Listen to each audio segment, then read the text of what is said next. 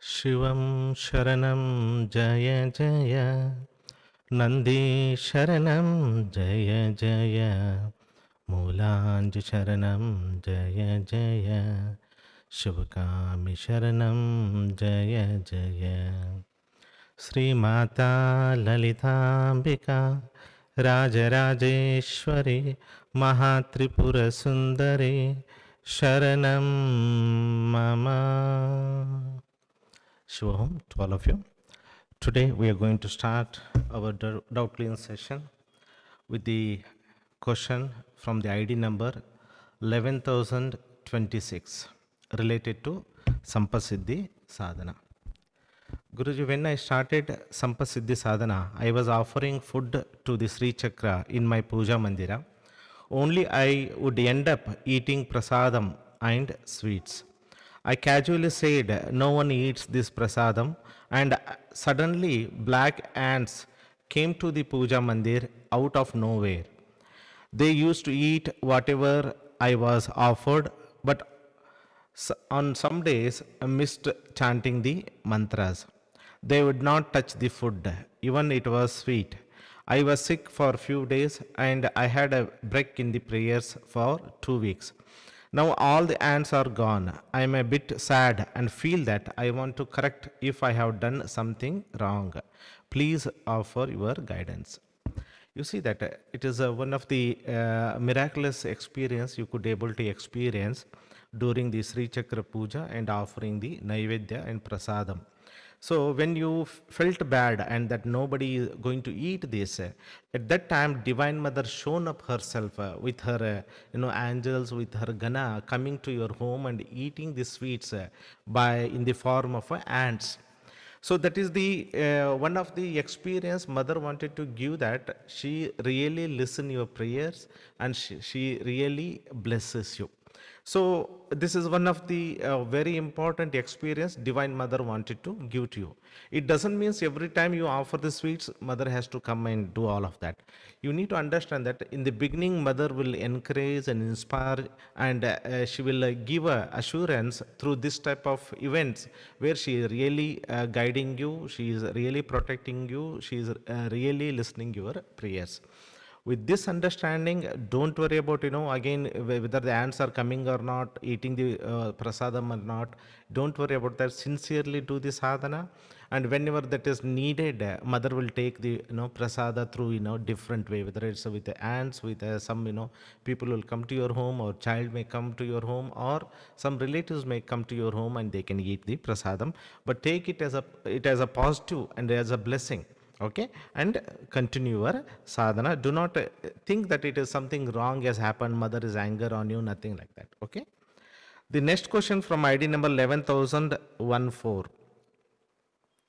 From past 1 month I have started doing Durga Saptashati and Sri Vidya together in the Brahma Muhurta. Since past 3 to 4 days during the last part of meditation, I find myself doing different hand gestures like a mudras. There are some new mudras that are happening. It's like a Namaste mudra but upside down near the navel, and similar mudra happens behind my head also. I am not resisting the movement as I know it's a divine grace, but I don't know the meaning of the mudra. Can you please explain? Thank you. You see that as our Kundalini raises, as it starts doing the cleansing of the nadis, a certain nadis, when it try to activate a certain mudra, certain kriyas, certain movement in your body part, or whether it's a neck movement, hand movement, or the finger movement, or eye will be twitching, or some things will be happening to you. But it is not necessary that you should know what is the mudra, what is the meaning of that, because it's a temporary activation, energization, healing that is taking place in your body. So it is, you need to only understand that Mudras are happening, kriyas are happening by the grace of Divine Mother in the form of a kundalini doing work within my body, mind, and soul. You should offer the gratitude, let go of all the intellectual interference of the mudras. If you want to, understand the mudra and all of that, then you go on doing the research, and you go on giving a judgment, and you go on blocking Divine Mother working within you as a Maha Kundalini, powerful consciousness within you. You just need to surrender, let go, offer your gratitude. Next question from ID number 1816. I attended the Soundar Lahiri class and I started doing the sadhana. I see Sri Raja Rajeshwari glowing in a golden yellow color from top to bottom and sitting on the throne. Of course, you have a grace and blessing, and you are blessed to experience darshan of Divine Mother with her real form of unconditional love, that is a golden yellow color. Okay, so this is a blessing to you, to tell you that she is with you. She is already, knowing that you are doing the sadhana and you are doing the sadhana in a right way. It is a great blessing for you from Divine Mother. Next question from ID number 10147. Namaste Guruji, I am uncertain how to dissolve the sticky karma in finances. I have been from past 3 years using Sri Sampat Siddhi Sadhana, Dattatreya, Havan, Rajamatangi, Varahi, and now Bagalamukhi. I get some results that are fantastic, but it doesn't stay, and I end up with nearly no money. The good results lasting about 1 to 2 months. I am now using Bagalamukhi once in a week. Get too hot with more, and just started doing 50 minutes daily of starting at Tirumalaji's feet to increase my Guru grace. Is this the right way for me? You see that I can see you are able to create, a money flow, but temporarily. That's what I understood from this, entire question. So why it is a temporarily? Because there is something you are not holding. The stability is not happening in your life, or you are not following the abundant Lakshmi principle. I have explained in one of the videos that you have to, whatever you get, you need to channel at least wherever your heart feels. If you are getting some money, if you are spending $1 or $2, where you like to spend for the humanity, for the poor child, or the for tree, or the pet animals, or the animals, or to the beggar, you want to somewhere, you should offer your money, then the flow will continue. So you are doing well with all the sadhana.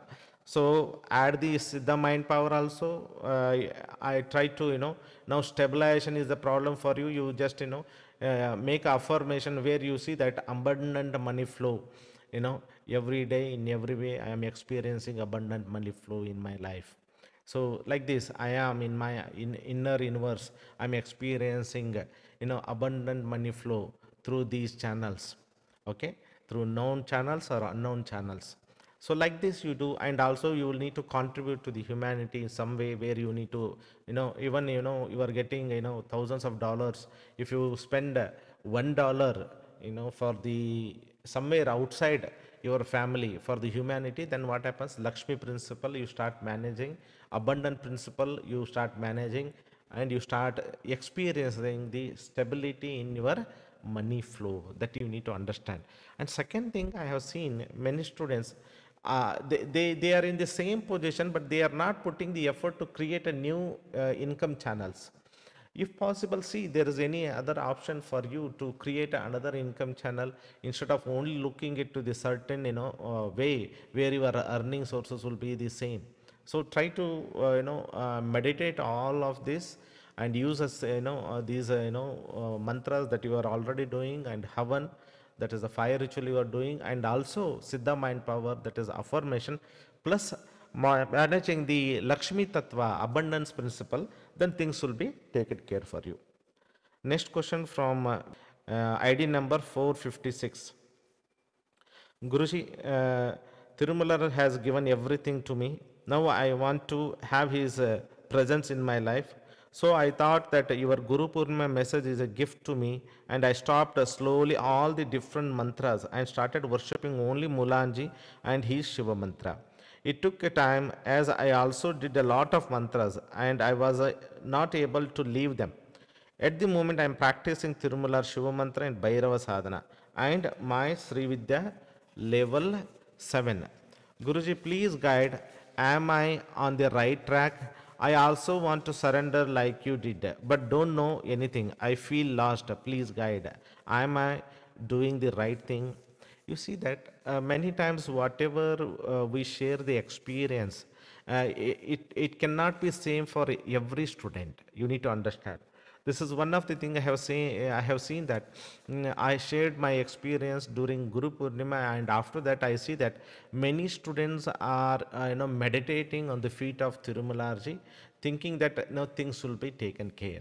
You need to understand that uh, before I have to receive all the Tirumalarja Moola Mantra and many meditation technique, I have done that. After that, I have received many, mantras, technique, and then I started doing the sadhana and all of that. So you need to understand that. It is not that you need to completely drop all the sadhana that you have received. You must understand this. What are the dimension, what are the goals you have, what are the missing things are there in your life to fulfill. You have to work out on that with the different mantras. I don't use all the mantras, I only focus on Tirumalaji and Shiva mantra. It was for me a very personal testing from my guru. So I have shared that experience, but don't take it as a generalized thing that I have given a message to all the students that you only need to worship Tirumalarji, only Shiva mantra. If it is the case, I would have not given all the sadhanas that you have seen, Sri Vidya, Shiva Yoga, and other sadhanas. Okay, so be clear what you want in your life. Make write down your statement of your life, and to fulfill those two to three goals, what are the sadhana that is needed for you.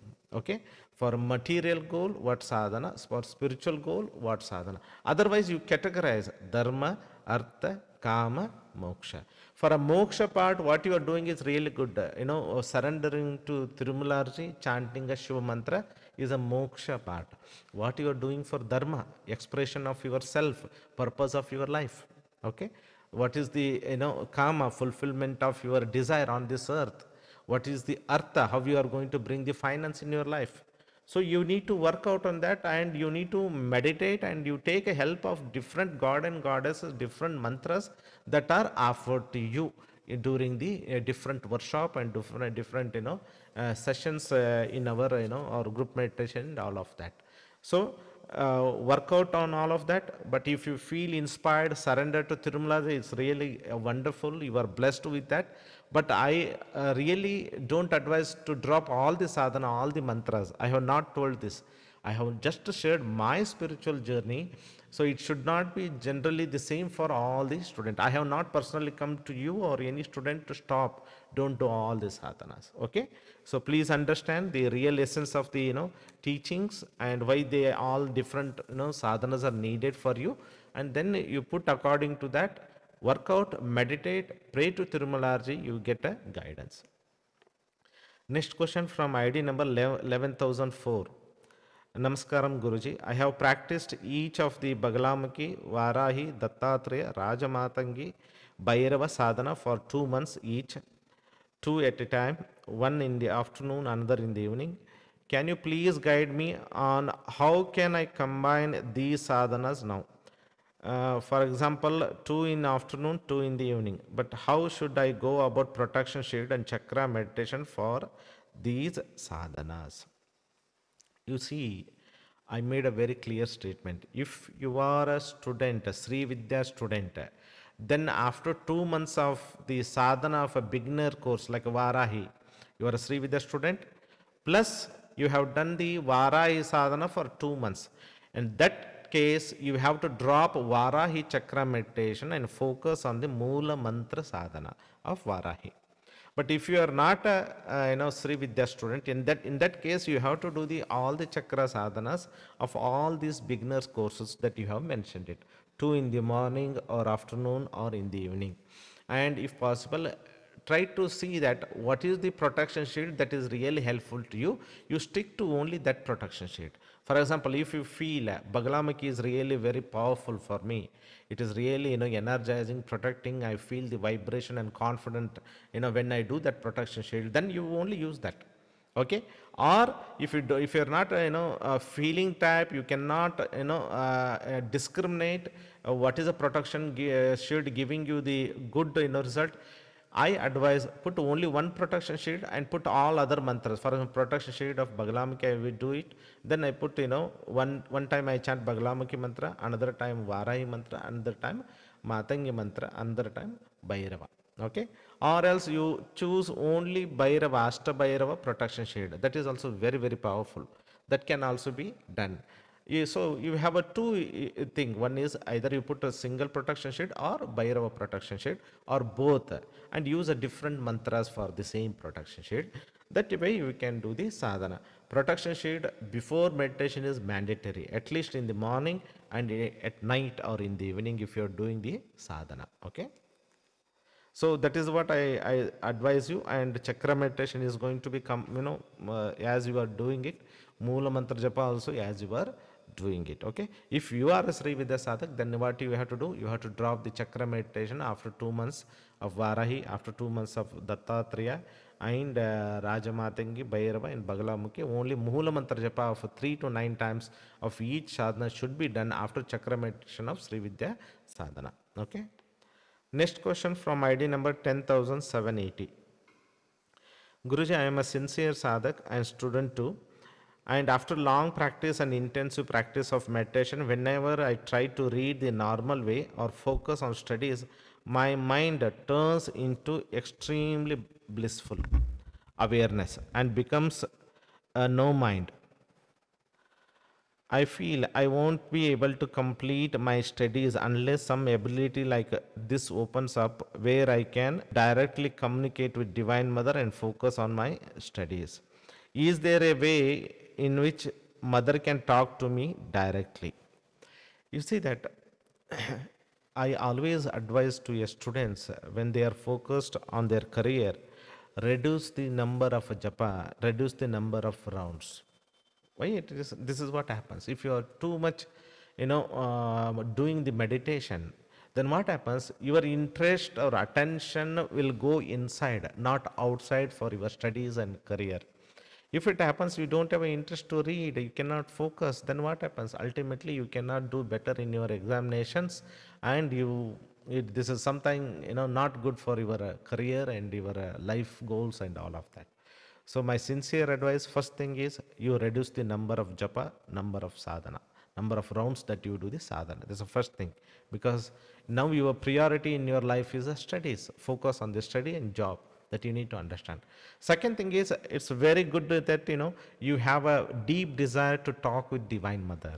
Okay, this is really good. And here you need to understand, to have a desire to talk with Divine Mother, your intuition should be highly awakened. Your psychic senses should be highly awakened. Then only you can receive the Divine Mother communication in the thought form, as a hunches, as a words, as a inner voice that will start. You will start hearing that. So I advise you, after meditation, just pray to Divine Mother, be in a silence, try to receive the guidance every day, try to communicate with her 5 to 10 minutes after meditation, and be in a silence and see that whether Divine Mother respond to you, and how your intuition respond to that, how much you get right answers. You try to work like this. You try to work like this. This is like a tapasya. It does not happen spontaneously. It may take 6 months. It may take a 1 year. It may take a 5 years like this. Like this, you have to work out. Day and night you have to work out. Then only it is possible. When Mother knows that it is needed for you, you need to understand. Divine knows the right time to give a right type of siddhi. What you are asking is a certain siddhi to communicate with Divine Mother all the time about your problems, about your spirituality, about your higher questions and all. This is really good desire. But everybody cannot get this if their soul agenda, if their soul agenda is not in alignment with what we are asking. Is it clear to you? Because you came on this earth for certain soul agenda, and you are asking something complete opposite, that's not in harmony. Then divine will wait for that, divine will communicate, divine will guide you in a right way, then only you can receive it. Okay. Next question from ID number 10916. Das Mahavidya Sadhana. I have been doing the Das Mahavidya Chakra meditation. Now I would like to focus and do the Devi Tara Sadhana, as she is my Palana Devata according to my horoscope, and I was advised by two people to focus and connect more with her to achieve spiritual and material growth in my life. Do I have your permission, Guruji? How can I proceed? Yes, if you feel that is a guided by your mentor or astrologer, then you can go ahead. Can I just chant the Moola mantra which you have given of Prabhu Akshobhya Bhairava and Tara Devi 108 times each? Yes, you can do it. Prior to that, can I chant the Ashtabhairava and Bataka Bhairava protection shield mantra that you taught in Devi Matangi Sadhana, and then chant Tara Devi's Moola mantra? Yes, you can do that also. That is also good, and it's an empowering process for you, because it will protect you from all eight direction. Then you will be focusing on the Bhairava of Tara. Then you are going into the Tara. Good preparation. I would also like to chant Tara Ashtakam and Neela Saraswati Stotra to connect more with her. Can I chant it before or after? You should chant before. Stotra should be chanted before. All the Stotra sadhana where your eye need to open, so you should do it first. Then you go for a closing your eyes, go into a deeper inner meditation. Okay. Then is only the Moola mantra needed, or Stotra is see the you need to understand. Many students start their journey with a stotra sadhana, kavacha sadhana, then they receive a moola mantra diksha from a master. Then they go into a deeper level of sadhana, inner meditation, inner chakra meditation, and certain kriya as given or method given by a master, and become one with the divine. This is the process. Okay. So many people receive stotra, kavacha where they don't need initiation in all. When you get a moola mantra, it is a very, very high level of sadhana that you need to understand. But if you inspire to do the stotra and kavacha, you can do it, but it's not mandatory. Moola mantra japa is mandatory. All I want is to strengthen my connection with her and get her divine grace and show my gratitude for always protecting me as my Palana Devata. Yes, it's good that why you have prepared well, planned well, you can continue like that.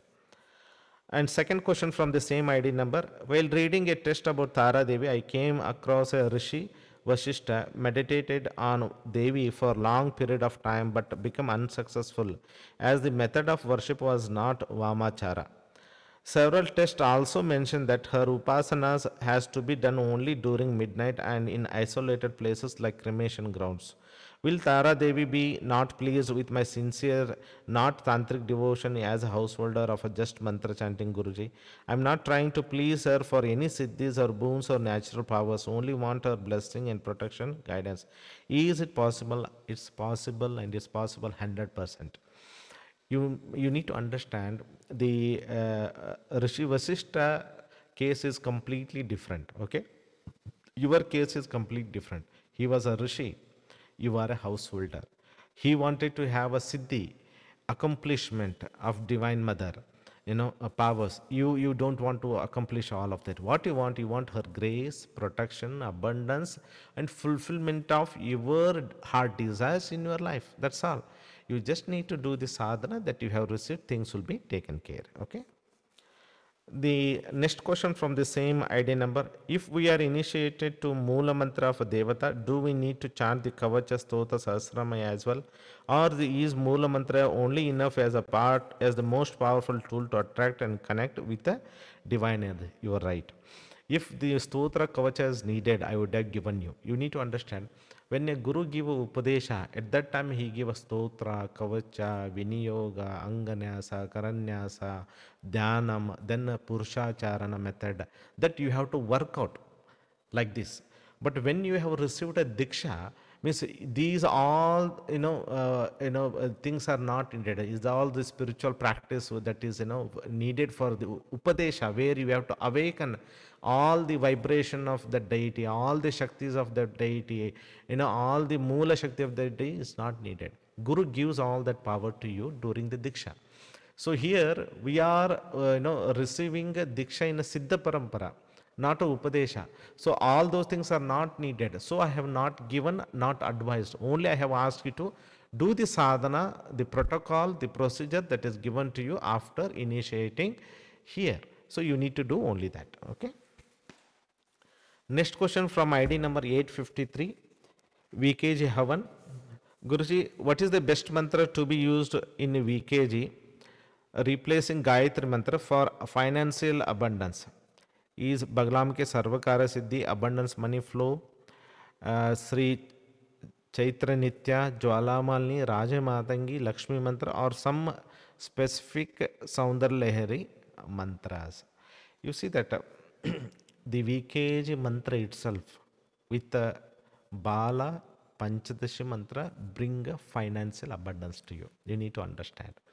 Where it has a Aim Klim So Shakti of Bala Tripur Sundari. She is the Tantric Lakshmi.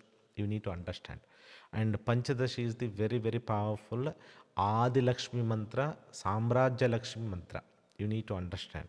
That's what, that is more than sufficient. And also it is in VKG, Saubhagya Panchadashi.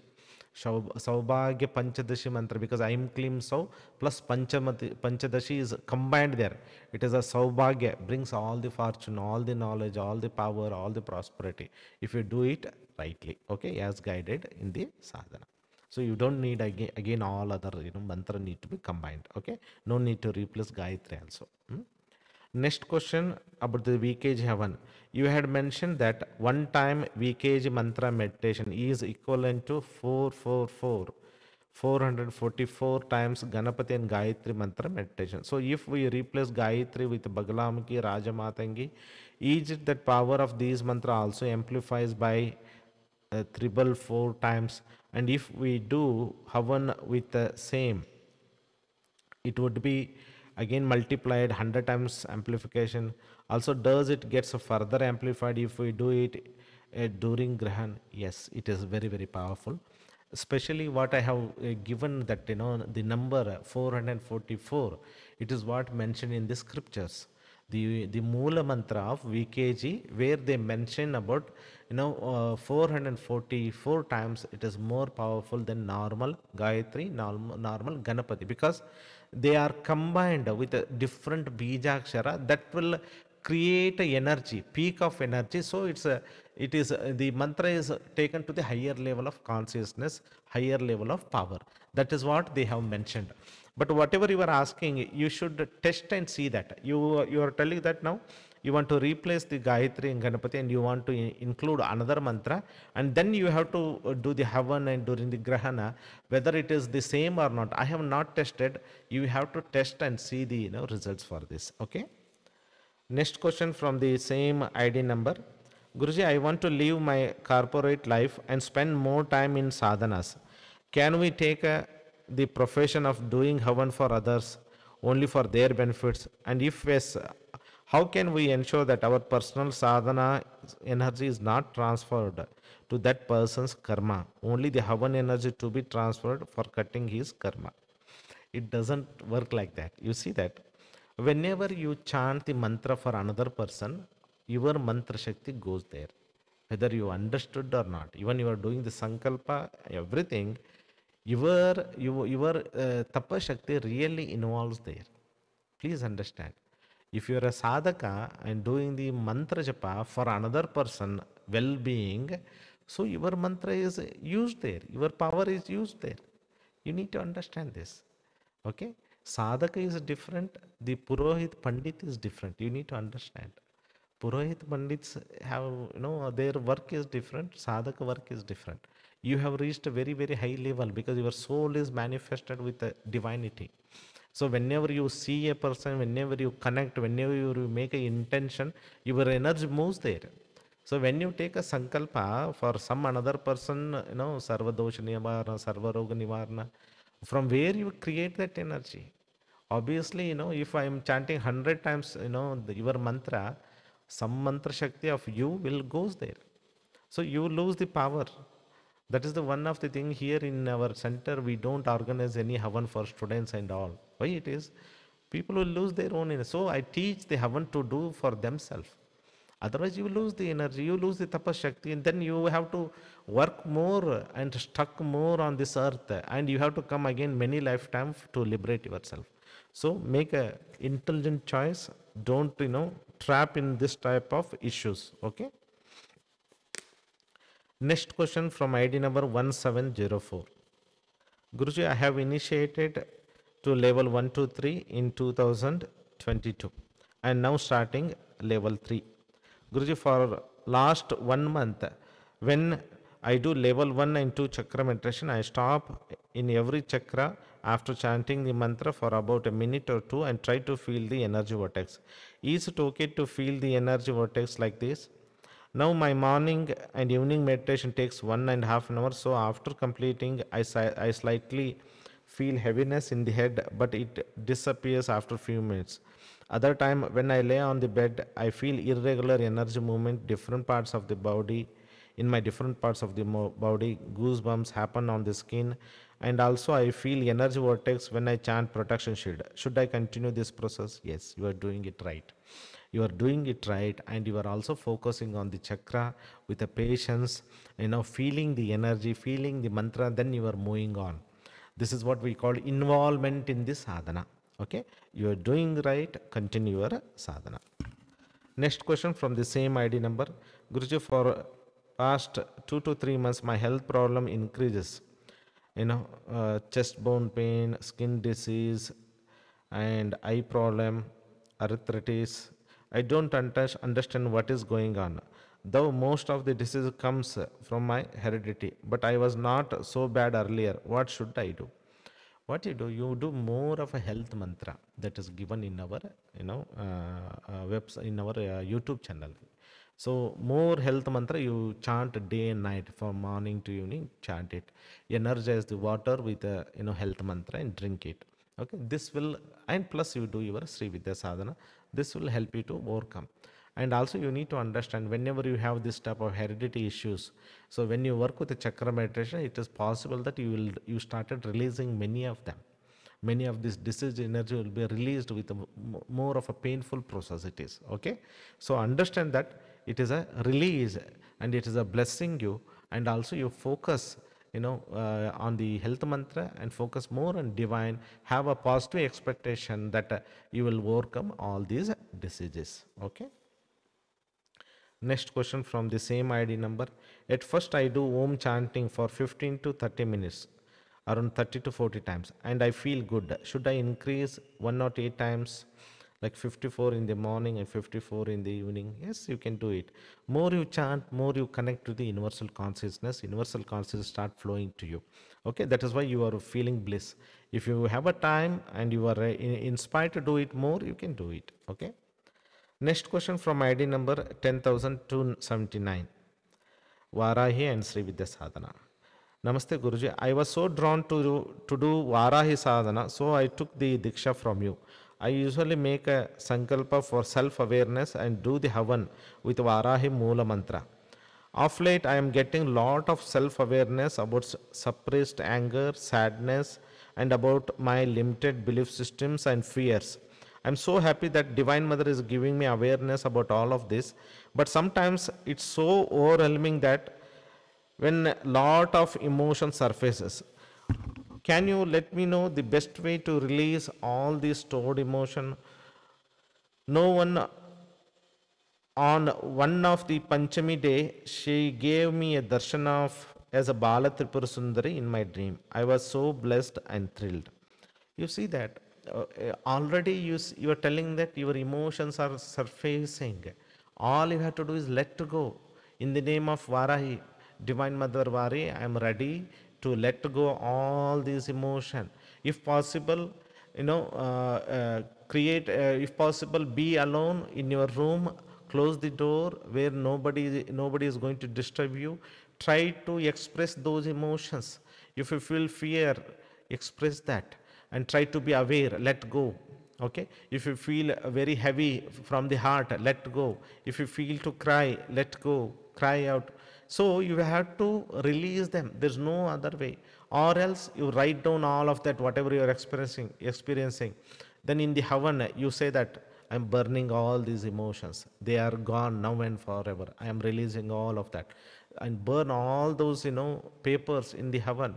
Tell to mother, mother, take away all this, I don't want any of this, I want to be cleansed, healed, energized, lifted with your divine consciousness, I want to manifest my divinity. Like this you have to work out. And remember, it is not a one time it is going to release, it goes on cleansing, it goes on cleansing. So you need to understand that we are a human being with having a different feelings. Sometimes we have programmed and conditioned, suppressed our emotion during our childhood. There are times where there is, without any reason, you will be crying, the emotions will be surfacing. Let go all of that, let it cleanse, heal, energize and lift you. Okay, it is a great blessing from Divine Mother Varahi. Next question from the same ID number. Can I do part A or Kriya in the night before going to sleep or in between the day when I am free? Yes, you can do it. You can do part A before going to sleep. Only be aware when you do the R Kriya before going to sleep, if it is going to disturb your sleep, means if you get awake, don't get asleep, then you should shift it in the morning or in the afternoon. Okay.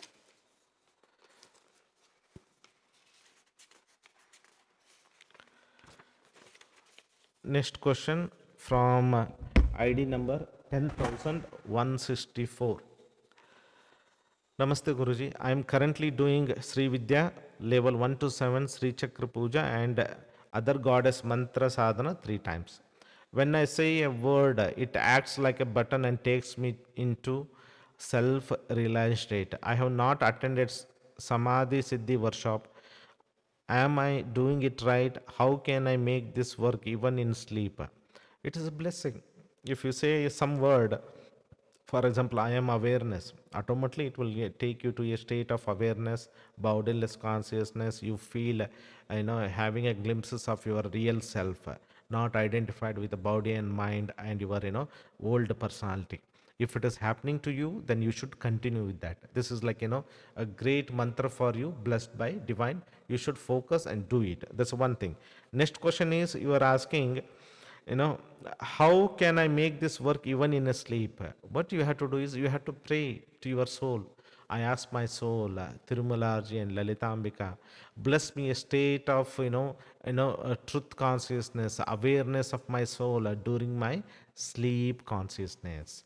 More you pray before sleeping, more it start manifesting, and more you utter that word before sleeping. For example, I am awareness, I am awareness. With that consciousness, you go on sleeping. What happens? Slowly this soul consciousness, super consciousness start taking your sleep consciousness. Okay, that will bless you. The day will come where sleep is replaced with a alertness or the soul consciousness. Okay. Next question from the same ID number. It is my first time to visit center and Guru Purnima group meditation was very good. I had experienced, I'm not only in this body but also outside everywhere. It just happened watching you before meditation during satsanga. How can I feel this again? Does it happen watching God realized saints? It is possible that you can experience with a god realized saints, or you can experience in some temple where that vortex is very strong. It is also possible in some places like hill station where you can that hill station, that energy can trigger you to that awareness of the soul. It is also possible being in this center, in our center, because here Divine Mother presence is there, Tirumala's presence is there. So it is possible you can experience all of this, or it is also possible your connection to my soul is very stronger than you could able to feel triggered with that soul consciousness and all of this is possible. Okay. Next question. How can I feel this again? That's what it is always like this. Whenever we go to some place, we feel the same thing. Whenever you come, so more you meditate, more you mentally connect with the person whom you feel, awakened, who the temple in mental, you connect to the temple where you feel, or remember the, or replay the video when you are in this center, how it was, you replay that situation, automatically you feel the same energy to you. If you want to experience again and again, you have to play the memory of that, that participation that you have done here in a group meditation, play that again, you feel all of that. Okay. Next question from the same ID number. I'm currently practicing Sri Chakra Puja. I have two Sri Yantras. One is kept permanently in a puja room. Another one is blessed by you, kept in my bedroom. I carry it with me in puja room for doing the puja. I'm quite sensitive and get scared due to some activities because I'm not used to it. Like sometimes at night I hear a bangle sound from Sri Yantra, sometimes see something coming out of Sri Yantra, and at night sometimes I feel getting touched by some divine woman like figure. Does keeping Sri Yantra in bedroom creates these issues? No, not at all.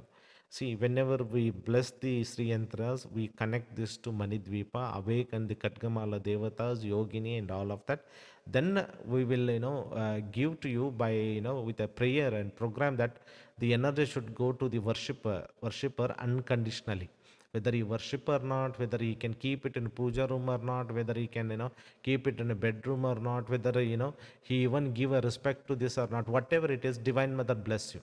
So when you have that Sri Yantra, automatically it will attract all the divine beings, divine angels, that you are could able to feel the presence of divine in your home because of the Sri Yantra. It is a blessing. Have a positive thing and have a gratitude to Divine Mother. Offer more love, devotion to Mother for all this great experience you are having now. Next question from ID number 1367 related to Sri Vidya Sadhana. Guruji, I got self-realized for few minutes twice, but I started feeling like it is not necessary for me to stay here in this body and on this world, and I felt like leaving the body right there. But I also had a small baby to whom I gave a birth, and he needs me as a mother, me as his mother, at least till he grows up so that he becomes emotionally strong. So I felt it is better to live with body and mind than leaving the body. How to live in this body after self-realization, Guruji? You see that? It is not necessary that you experience the self-realization and you drop the body. You need to understand the path is, very, high level. After self-realization, we have to go to the higher level of enlightenment, God relation. After self-realization, God relation, we go to the yogic state. Now you see that you are not able to maintain the state of a yogi. So you are deciding, I don't want to live in this body. Yogic state is you need to accept the bad thing equally as a happy thing and not to be bothered, not to be disturbed by that. So yogic state, Paramahamsa state, then avatar, and then Siddha. These are the level of our growth. The path is to go to become an immortal, Siddha being. You need to understand. So path is it's quite long. It's quite long. After self-realization, so we need to meditate. We need to focus on the higher level of consciousness. So I advise you, don't focus or don't have a single thought that you want to leave the body. Why I'm telling that? The moment you are having this type of thoughts, you start attracting different health problems. You need to understand. Means you are subconsciously neglecting your physical body. When you start doing that, people around you do not respect you. You need to understand. Your family member do not respect you.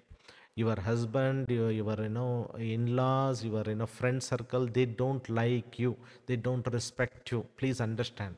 This is one of the mistake done by many students. They don't respect their body. This is a gift given to us. Okay, they let this the body should be given by Shiva Shakti, and they should decide when it should make a transition. Okay, we need to respect that. We need to surrender this at the feet of Lalitambika. So involve where you like, where you are passionate about, life. You try to focus on that. Make your life more beautiful. That's what you are. You should be feel blessed that you are having a glimpses of self-realization. But it is not a permanent state you have attained. You need to work out still. Actually, the after question I see that you need to work out. You are just having a touched it. You have to work out a lot of, with many years it will take. Having a glimpses is comes in a few seconds, but to establish that in a conscious mind, subconscious mind takes a 10 to 15 years of sadhana. Please understand this. Next question from the ID number 1500. So far, I have completed Sri Vidya up to level 5. Then Saundar Lahari showed Sthitinitya Devatas. Since last 2 years, one of the goon of my nearby town has cheated me using his money and muscle power. I think generating a love in his heart will be a better option. Please guide me, Guruji, how to generate love in others by praying whom and how to overcome this problem. See, what you are asking is a very, very difficult question. Okay, you have a control over your body, mind, and soul. Then another person, body, mind, soul, and his emotion, feelings. You need to understand. So we are here to work on ourselves, not working on others. Please understand. Your inner word creates outside word. You need to understand. If you want to have a beautiful relationship about another person, create a love for another, means it has to create in you. Now you have a so much anger for that person. How you are going to create a love in his heart? First you create. First what you have to do is you have to forgive that person for whatever cheating he has done, no matter whether he is right or wrong. That's the first stage. Then let go all the negative energy cords. That is the second stage. Third is, can you generate a divine love for that person? This is the challenge. This is the question you need to ask yourself. Okay. Better thing is you work on the mantras that you have learned. Many sadhana you have done, and you have learned all of that. Okay. You work with that, and that is the best way. Then doing all of that. This you need a lot of energy, lot of higher perception and understanding another person as a soul. That is very difficult when you see that somebody cheated you. Okay. Next question from ID number 11160, related to Rajamatangi sadhana. Guruji, during periods or the menstrual cycle, am I allowed to do Matangi sadhana, or must a gap of 3 to 4 days is need to be taken? You see that I always advise to all the women sadhakas, if possible, minimum one round of any sadhana you are doing, do it. And also very important and mandatory is protection shield. Okay, if possible, protection shield, and at least one round of Matangi sadhana. In your case, Matangi sadhana, you do it.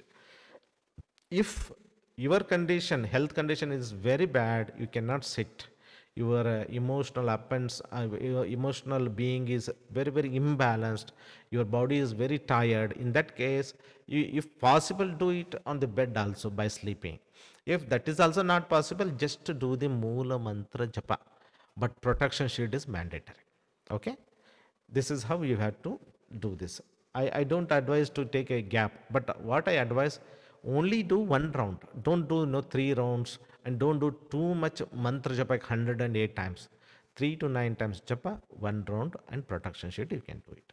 Okay. This will, what happens, it will balance your being, balance your chakras, balance your all the endocrine glands. You will be feel emotionally balanced. You are cleansing is taking place, energy is moving from top to bottom, so cleansing is happening. When you do the sadhana, that is also cleansing will be helping you better way, and all of that. Okay. And sometimes Panchamahabhuta is imbalanced during that time. Panchamahabhuta is also balanced during that time when you do minimum one round. Next question. If it is permitted, are we allowed to enter the puja room during that time, as there are many sattvic gods present in mind, like Vishnu Bhagwan, Hanuman ji, Ganesh ji, Jagannath ji, and all? You see that See, inner meditation, no restrictions, I'm telling you. But I advise follow the rules of your family members. Many shastras and all suggest that you should not do the puja. Okay, so in that case, you see what is harmonious in your belief system, and it should be harmonious with the thinking of your family members. Okay, but inner meditation that you have received from us, you should do it. Okay, that whether you do the puja or not, whether you do the havan or not, it is really, I don't suggest to do all the puja, going to the all of that. You sit and meditate and do for yourself. Okay. Next question from ID number 1516.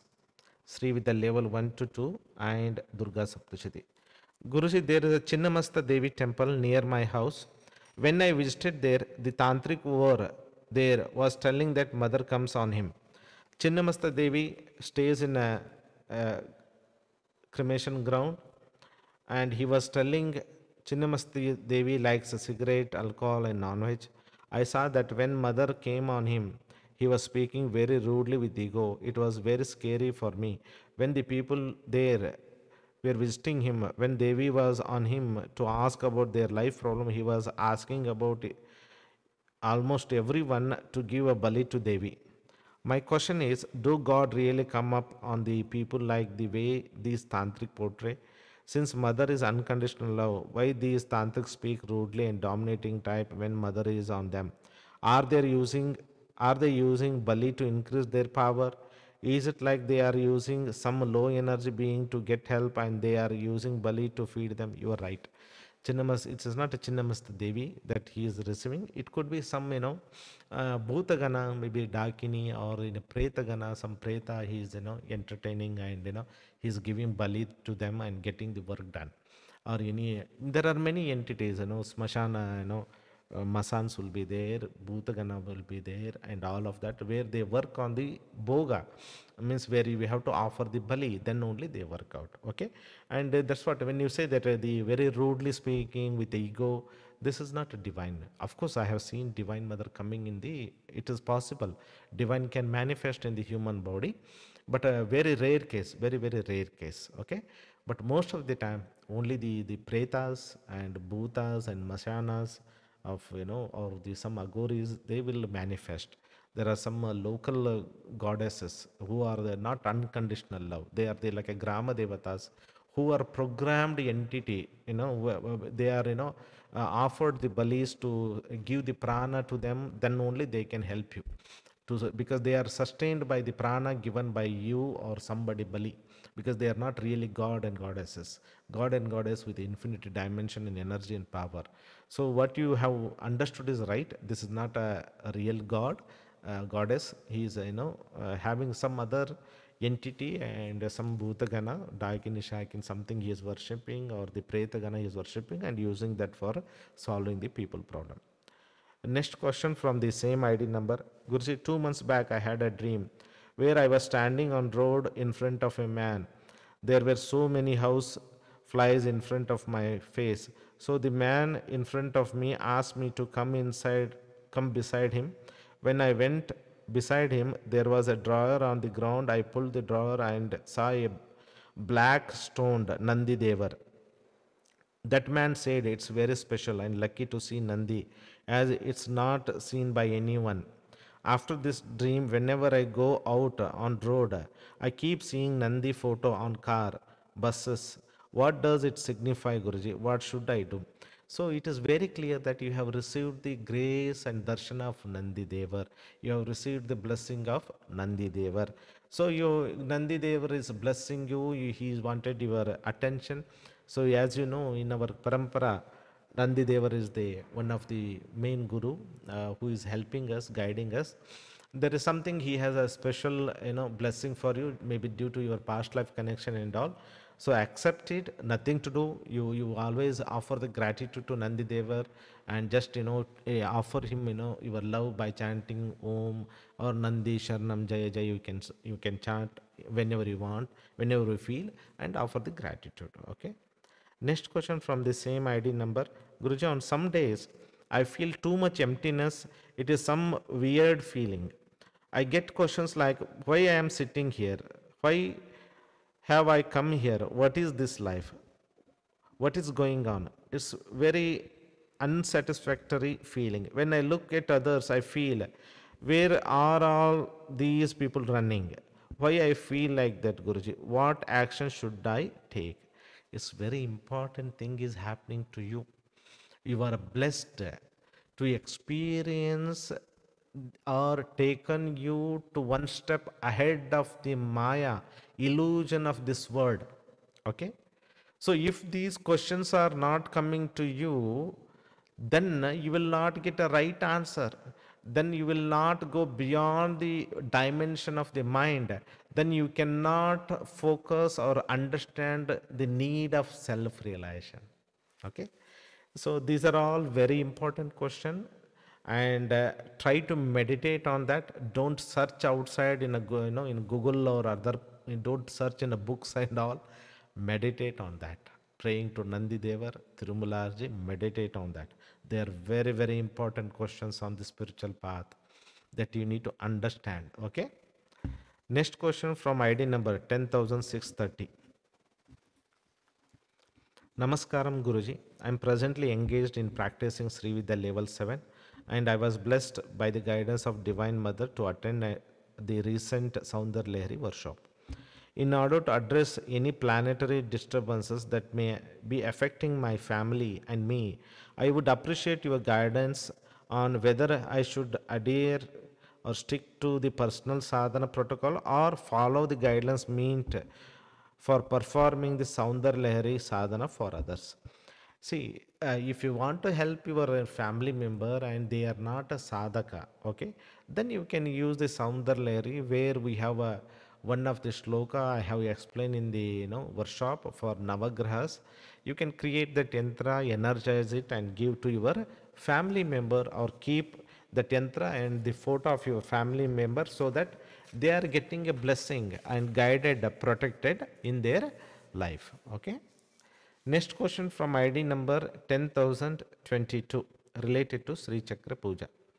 Namaste Guruji. I was doing Lalita Sahasranama chanting with a small puja earlier. Now I have taken Sri Chakra Puja Diksha. Now to do both at the same time, shall I chant Lalita Sahasranama first, then do Sri Chakra Puja as mentioned, starting from chanting Om 9 times? Please guide me. So what you do, you can put the protection shade, chant the Om, and prepare yourself and put the Sri Yantra in front of you. Then you go for Lalita Sahasranama. Okay. After that, before to Lalita Sahasranama, invoke Divine Mother. Okay, how we do this Om chanting and all the different mantras, and then we invoke the Divine Mother. Then we go to the each avarna and chant the Chakreshwari Mudra mantra and offer the akshata and all of that. So in this case, what you do, prepare everything, then invoke Divine Mother in Sri Yantra, then you do Lalita Sahasranama, then you go for Sri Chakra Puja mantras and mudras. That way you can do the Lalita Sahasranama and Sri Chakra Puja together in one sitting. Okay. Next question from ID number 10,450. My question is about health issues.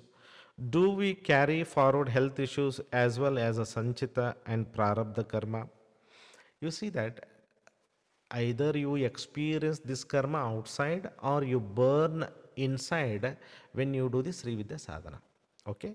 So if you are a sadhaka, then you don't carry forward them. You burn those karmas during meditation in your sadhana. Okay. Or some of you release these karmas during your dream also. Some of you experience release of these diseased energy in meditation also with awareness. Okay, all these things will happen. That's what the importance of the sadhana. Sadhana is the one that will burn the prarabdha karma, sanchita karma. So we call it as a very, very powerful process to take away all the negativity of this life and past life. All the karmas will be burnt during the meditation, Sri Vidya meditation that you are doing it. Next question from the same ID number. Few years back in 2015, while driving to work, I accidentally drive over, I think, an injured snake that was lying on the road. I didn't realize until the car wheel went over it. I stopped and looked and realized it was a snake. Guruji, how can I get over this sin? Will it affect me in future lifetime as well? Obviously it is. Whatever you hurt to any animal, it is going to affect you. One of the best ways, doing the forgiveness with the soul of the snake. Okay, that's one thing you can do it, and also ask Tirumalarji, Divine Mother, to interfere. That is how you can do it at your home. But if you still you don't satisfied with that, you go and do the sarpa samskara in one of the any good pilgrimage places. That can also very great blessing for you. Okay, only that way you can burn that karma, overcome with that type of negative situations. Okay, next question from the same ID number. Guruji, while meditating, I heard the name Shivamai. What does it mean, and was the name given to me by Pratyangira Devi? No, no, it is not Shivamai. Shivamai means this word, entire word is Shivamaya. Entire word is Shivamai. It is telling to you that, Pratyanga is a Rudra Shakti. She is telling that she is a Shivamai. Everywhere she is expanding and all of that. She is showing her Rupa. She is, giving you right understanding who is she. Okay. So this is the, one of the blessing where Mother is, giving you her, her real form, who is she, how she is, where she is, everything will be in one word, Shivamai. Okay. Next question from ID number 1953. I had taken a vow to myself that I will wake up every day at 5:15 a.m., complete Surya Namaskara 3 rounds and couple of minutes of Kapalabhati and Analoma Viloma and continue with sadhana. I felt sick few days back and couldn't continue waking up at 5:15 a.m. due to high fever. Now that I'm trying to get back to schedule, I'm not able to sleep entire night. I keep my cell phone off, hit bed early, but still is not helping. I'm into sales, traveling entire South India, but I want to balance sadhana, my health and work along with my family responsibility. So what happens whenever you want to create this type of a new habit, at least allow yourself minimum 6 months of time to be regular, to be fulfilling this new habit, this routine. Okay, don't suddenly the moment you take a sankalpa it should happen. No, it is a subconscious thing. Whenever you want to get up and do the sadhana, it is a subconscious thing. Okay, when you want to control the subconscious mind to overcome the old habit, it takes a minimum 3 to 6 months. So I advise you minimum 6 months. It's a good sankalpa, you have made it. And be careful. If you are telling that you are traveling and you are in the sales, traveling entire South India, see that if this is really helpful for your health. Okay, sometimes you will be traveling in a late night, again you have to get up in the early morning 5 o'clock. It may create a problem, health problem to you. Please understand. So many times we have to decide what is highest good for us according to our job, according to our family, according to our health conditions. We have to decide, make a sankalpa, then it is good, highest good for you. So please meditate on these things, and if you feel that this is the right time for your meditation, then allow 6 months every day before going to sleep. Visualize that you got up at 5:15, meditated and did the yoga and all other things. Every day you do it, whether you get up or not. Before going to bed, you need to visualize what you want. Okay, how to create this habit, and you will see that after few days automatically you will be getting up in the morning, automatically you are doing and adopting this new routine and creating a new habit for your subconscious mind. Next question from ID number 1682, related to Sri Vidya level 3 and Durga Saptashati. Thanks for accepting me in this Guru lineage. It has been around a year and I see a lot of changes. Amma has been blessing in many ways. Recently, in August 23, we visited Shravana Belagola Gomateshwara temple in a general visit. And when I was climbing a hill, I saw Digambara Guruji coming down the hill and was lucky to get his blessings with a peacock feathers. I was later curious why I got his darshana. I am neither a Jain nor knows anything about their faith and started browsing the latest Pitadipati of that temple and got to know that the Guru I saw died in March 2023. I was shocked and not believing my own eyes. Now I feel confused if there was some message to me or that was some illusion. I have not seen them before. Even for me to imagine the face, please guide why this happens. You see that the many master, who are living in this type of place where they have devoted their entire life and they have worshipped that God, that Guru, that master in that place. So there is a possibility that he wanted to protect that place in an astral dimension. So he is still there. He made a transition from earth plane to astral plane. So he is still there to bless the sincere seekers, truth seekers beyond the religion. You need to understand. So when you went, he knows that you are a Sri Vidya student, focused on your sadhana, meditating on the deity with the right Guru Parampara. So he felt it is his dharma being in that place to bless you. Okay, so he has blessed you, and not only that, he made you to realize that check the website and know about himself. Okay, so it is all tells you that the divine mother or Shiva Shakti as a guru blessing you, telling you that we are there to take care of you in a different forms. Okay, and you are doing well and you should continue. Okay, next question from the ID number 1918. I'm already in occult profession. I want to do healing for others as a profession. I have seen your video of healing question. So now I want to know how to know if I am clairvoyant. I can sense aura and I can feel negative energy of person as a vibes, but I can't know if they are possessed by spirit and any other things. I am not clear if I have a clairvoyance or any such. In my birth chart, it's indicated that I am a good healer. Thou, so please help me. Shall I take a healing in future? As of now, it's too early to start healing as I just got initiated in August 2023 batch. You see there, healing is a very, very, important, system, and everybody cannot be healer. Okay, the healer should have a good psychic ability to sense the energy, to discriminate the positive energy, negative energy, to discriminate entity energy, spirit energy, divine energy, to overcome from all these negativities when he does the healing. All these things are very important in the healing profession. If you are not mastered of all these things, then you will go very bad with your health.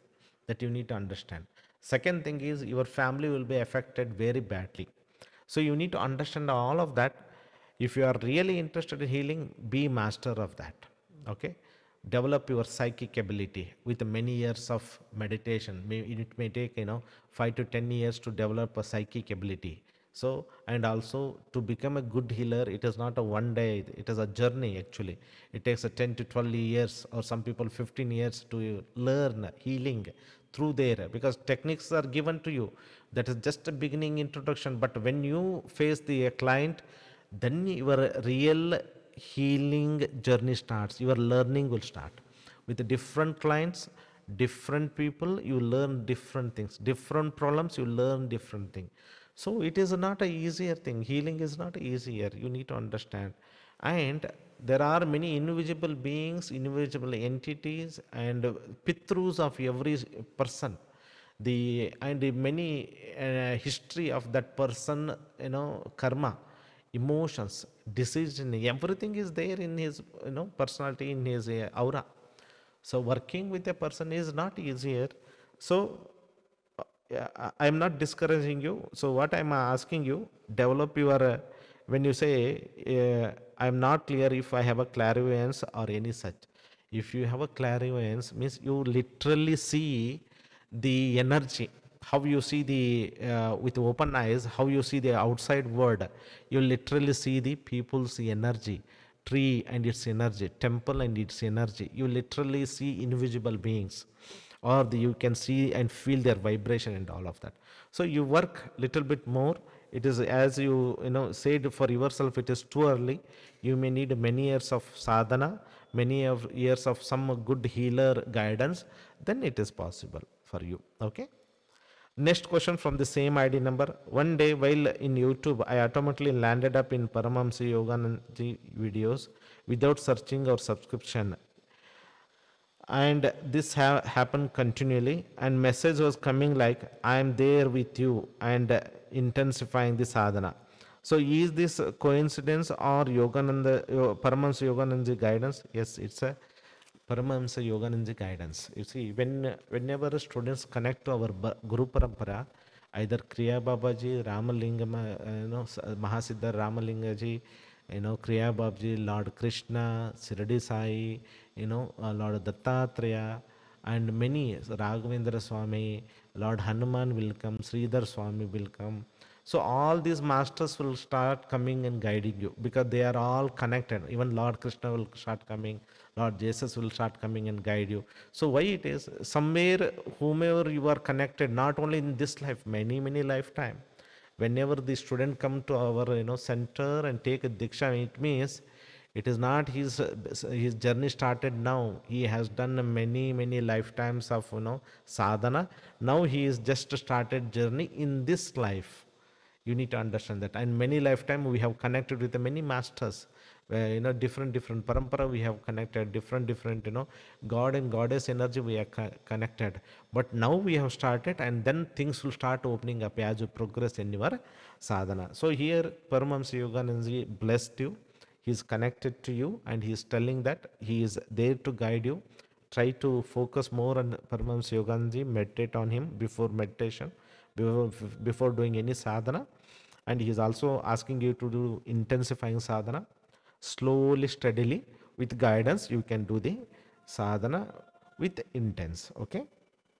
Next question from ID number 1519 about Sri Vidya level 6, Durga Saptashati and R Kriya. Getting a vivid vision most of the time I meditate. I get a vision on lots of clutter around, and I getting stuck in between that. What can I do to get rid of the clutter? Currently I am doing yoga with the Siddha Kunjaka and Moola Mantra, while doing sadhana, while doing asana with affirmation of Ma Durga's manifestation in me, and getting rid of clutter. Anything else that I can do it? See, one of the best thing is protection shield and Lord Ganesha mantra. Okay, to overcome this clutter and all of that, you have to protect your space. It can only be possible with a protection shield or Digbandhana mantra. Then you have to pray to Lord Ganesha, remove all of this and open the gate of grace of divine Shiva Shakti, so that the energy should surround you and you will be lifted from all this clutter and all that you feel stuck there. Okay, that you can do it.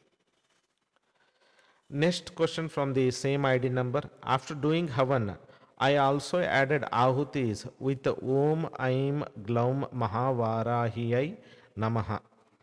I got a dream where a friend who is also a book writer telling me importance of Varahi Sadhana. I am already doing Durga Saptashati and Sri Vidya level 6. Do I still need a Varahi? You see that you are already started doing the Varahi.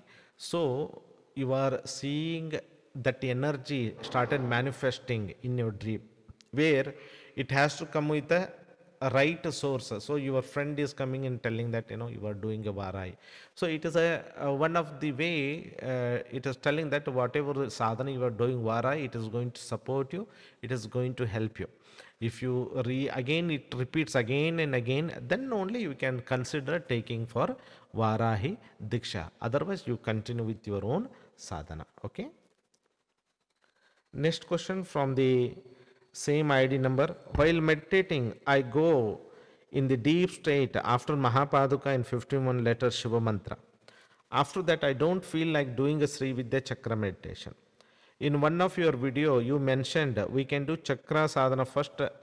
What should be the sequence? Currently, I follow Guru lineage invocation, Dakshinamurti Rupini mantra that is given during Guru Purnima, Moolanji mantra, Mahapaduka, 51 letter mantra, Chakra sadhana. Also wanted to thank you for giving a Dakshinamurti Rupini mantra. It takes me a deeper state of meditation. I chant this every time I want to meditate deeper. It's very good that you could able to receive the grace of Divine Mother as a Dakshinamurti Rupini.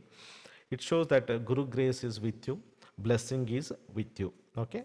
And now coming to that, if possible, you change this Mahapaduka, or you do the Mahapaduka and 51 letter Shiva mantra after Sri Vidya Chakra meditation, so that you are involved in a chakra meditation of Sri Vidya sadhana. Okay. So do the protection shield. Okay. And do the Guru lineage invocation and do the Tirumalarji mantra, and then you go for chakra meditation. Then you do the this Dakshinamurti Rupini mantra or Mahapaduka mantra or 51 letter mantra. As you feel, you can add those mantras at the end of Sri Vidya Chakra meditation, so that you can go to a deeper meditation after doing the chakra sadhana.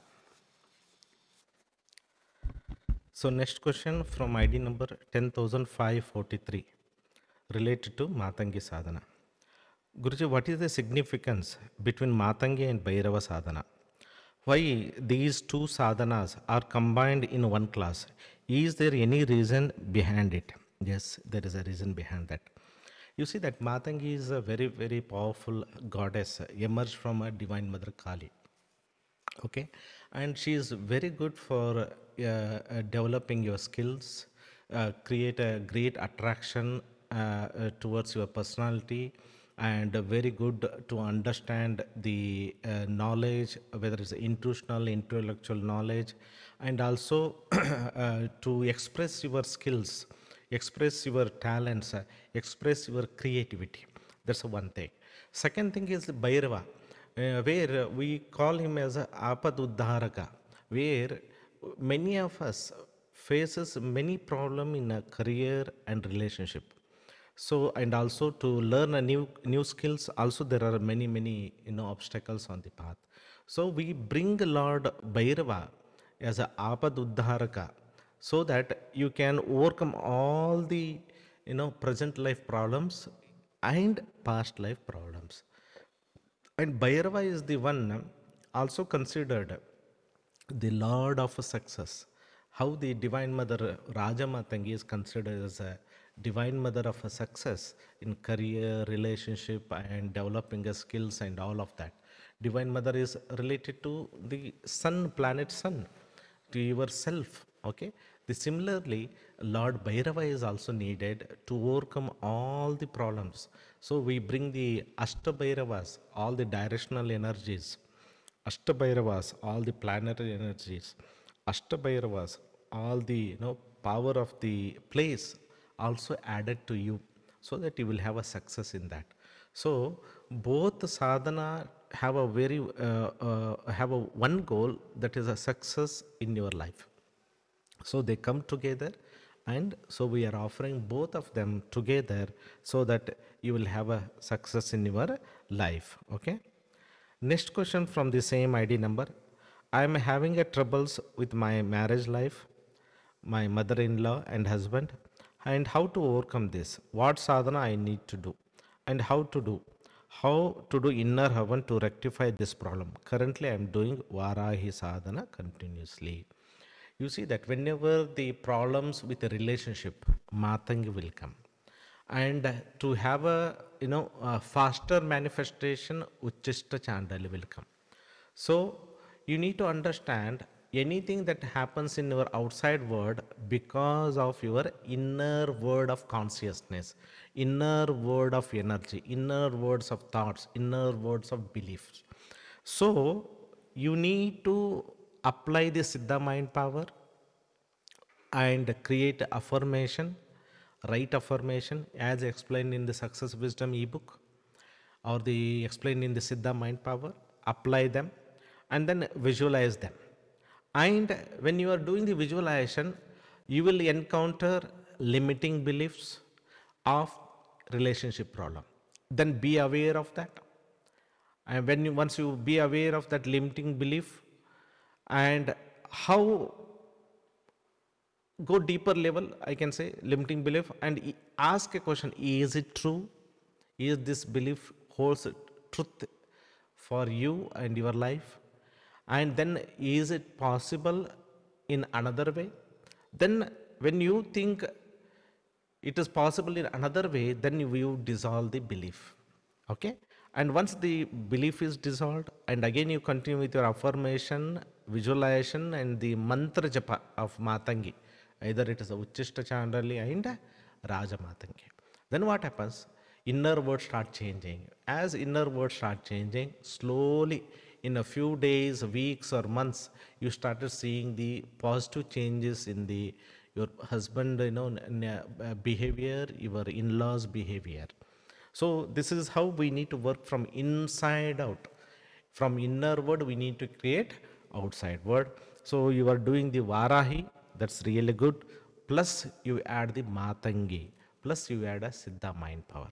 This will take care and solve and help you to overcome your problem. Next question from the same ID number. Advise me the protocol for Varahi, Matangi, Bhairava, Durga Saptashati, Baglamaki. What should I do if I couldn't do all these in one time? So what I advise, do one or two sadhana in the morning, another one or two sadhana in the evening or in the night. Okay? If it is not possible 2 times a day, do 2 sadhana today, another 2 to 3 sadhana tomorrow. Like this, alternative day, different sadhana you do it and continue your sadhana, manage all these mantras. Even whenever it is not possible for you to do chakra meditation, at least do the Moola mantra japa. But don't leave a day without doing any sadhana. Okay? That is how you can manage all these sadhana. Okay? Next question from ID number 10,683. My mind attaches to some negative experience in life and continues a negative chatter throughout the day. From this negative emotion is triggered, that in turn manifests negative experience in outside world. As a result, there are lot of emotional up and downs in my life. Is there a mantra or a visualization I can do during these moments to stop these thought currents and change the flow to a more positive one? You see that whenever you, one of the best thing I see that you could able to see the pattern how thought is creating outside world situation. Okay, this is the best thing you have learned, you have understood the inner mechanism of the manifestation. Okay, first good thing is happened to you. Now your question is how I can overcome negative thought emotions. Okay, so best thing is being aware, not doing anything. Okay, negative thoughts is coming, being aware. Negative thoughts is coming, being aware. And if you think you cannot hold to the witness consciousness, awareness of this, then what you do? You do any one of the mantra. And with the intention, let all the thought forms related to this burn away by the grace of Lalitambika. You have to do that. And then shift that consciousness to positive one. What you want, you visualize opposite of that and chant the Uchishta Chandali mantra. Divine Mother, the uncreated energy of the universe, please add to create the positive, expectation, positive goal of my life. So you do like this. Then what is awareness? Okay. Then visualization plus adding the uchishta chandali mantra help you to overcome your negative situations, emotions of your life. And also whenever you do the havan, try to write it down, all these negative things, burn that. And also ask divine mother, all the negative energy, all the negative thought energy, negative emotion energy, negative energy cords connected to this negativity should be dissolved now and forever, or transformed into unconditional love of divine golden light. Okay, you can pray that also. Okay, that way you can manage to shift from negative to positive. Then next question from the same ID number. I get a lot of negative energy from one or two people close to me. My close contacts say they are always feeling energized and high energy the whole day after spending time with me. But I feel tired and often sad after this. I am afraid I am using my sadhana energy despite putting protection shade and getting further away from my goal of self-realization, God relation from this. Can you suggest a way prevent this from happening? Also, I noticed if I do healing for my partner by praying to Divine Mother and asking her to manifest in that space and heal, I don't do it for anyone else. It's very effective for her, but soon in 1 or 2 days there is some negative experience between us, and we feel distant for the next few days, and I get a lot of negative emotion from somewhere. Why this is happening, and what measures should I do to prevent this? You see that one of the best thing you need to understand is after or before meditation, you need to disconnect all the energy cords, whether it's a positive or negative energy cord, from all the people that are not highest good for you. Okay. Earlier, I used to advise to the people to disconnect their negative energy cords with their family members because they want to continue their relationship only with the positive cords. Now you are experiencing the draining of your energy. Okay, relationship is good, but because of the positive energy cord, your energy is also going down. So what you need to do, positive, negative energy cords need to be disconnected. And you have to say for my highest good and everyone else involved. So what happens, your relationship will be good, but the cord will be dissolved with whom it is not good for you, like this type of. And second thing, you have to, in your protection shield, you have to do this. Only good comes to me, only good goes out of me. So this is something you have to add to your protection shield. Only good comes to me, only good goes out of me. Same thing you have to do with your partner. Whenever you do the healing, put one a layer of a rose, red rose, okay, between you and your partner. After doing the healing and all, you see that all the negativity between you and your partner is absorbed by the red rose and it is disappeared in the space, so that you are not going to attract the negativity from the partner. You help to them, and whatever the negativity released by your partner, you are absorbing that again. Got this point?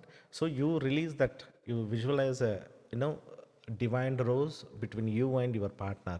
Make a layers of roses, red roses, because rose is a symbol in occult to absorb all the emotional negative energy and burst and dissolve into the space, into the nature. So this is working from many thousands of years, this symbol. So use that red rose between you and your partner and things will be taken care of that. Okay. Next question from the same ID number. I'm doing the Siddha Mind Power technique to identify my heart desires and find my divine purpose and manifest the right profession for me, a spiritual and seva oriented one. Currently, I have restarted the Sri Vidya Sadhana as per your instruction. I am adding level one level each month, and I'm just about to start level 4 again. And I'm doing Bhairava, Matangi, Pratyangira, and it's going beautifully. May I take Sri Sampasiddhi Sadhana to invite abundance in my life and get divine guidance for what spiritual profession I should choose? What time is good for taking this sadhana? Or should I wait till I complete Sri Vidya and then take this? I advise you to, go, you are in level 4 of Sri Vidya, go until level 7. Then what happens, whatever the, yeah, sadhana you have restarted, let it complete. Okay, let you absorb the complete energy of Sri Vidya sadhana. And Sri Vidya sadhana is also very, very powerful. I'm telling you, it will take care of everything. To be frank, especially what you're asking for profession and spiritual profession and abundance, everything will come there. Matangi sadhana, Bhairava will come there. But if you still you want to create a more abundance with vibrations of Mahalakshmi, Bhairava, Swarnakarshan, Bhairava, Kubera, you can take it. But only I advise is do it after completion of Sri Vidya. That will give us some feeling to you that hey, yes, I accomplished this. Now I go to the new sadhana, so that your subconscious mind also accept it. Okay. Next question from ID number 10,226.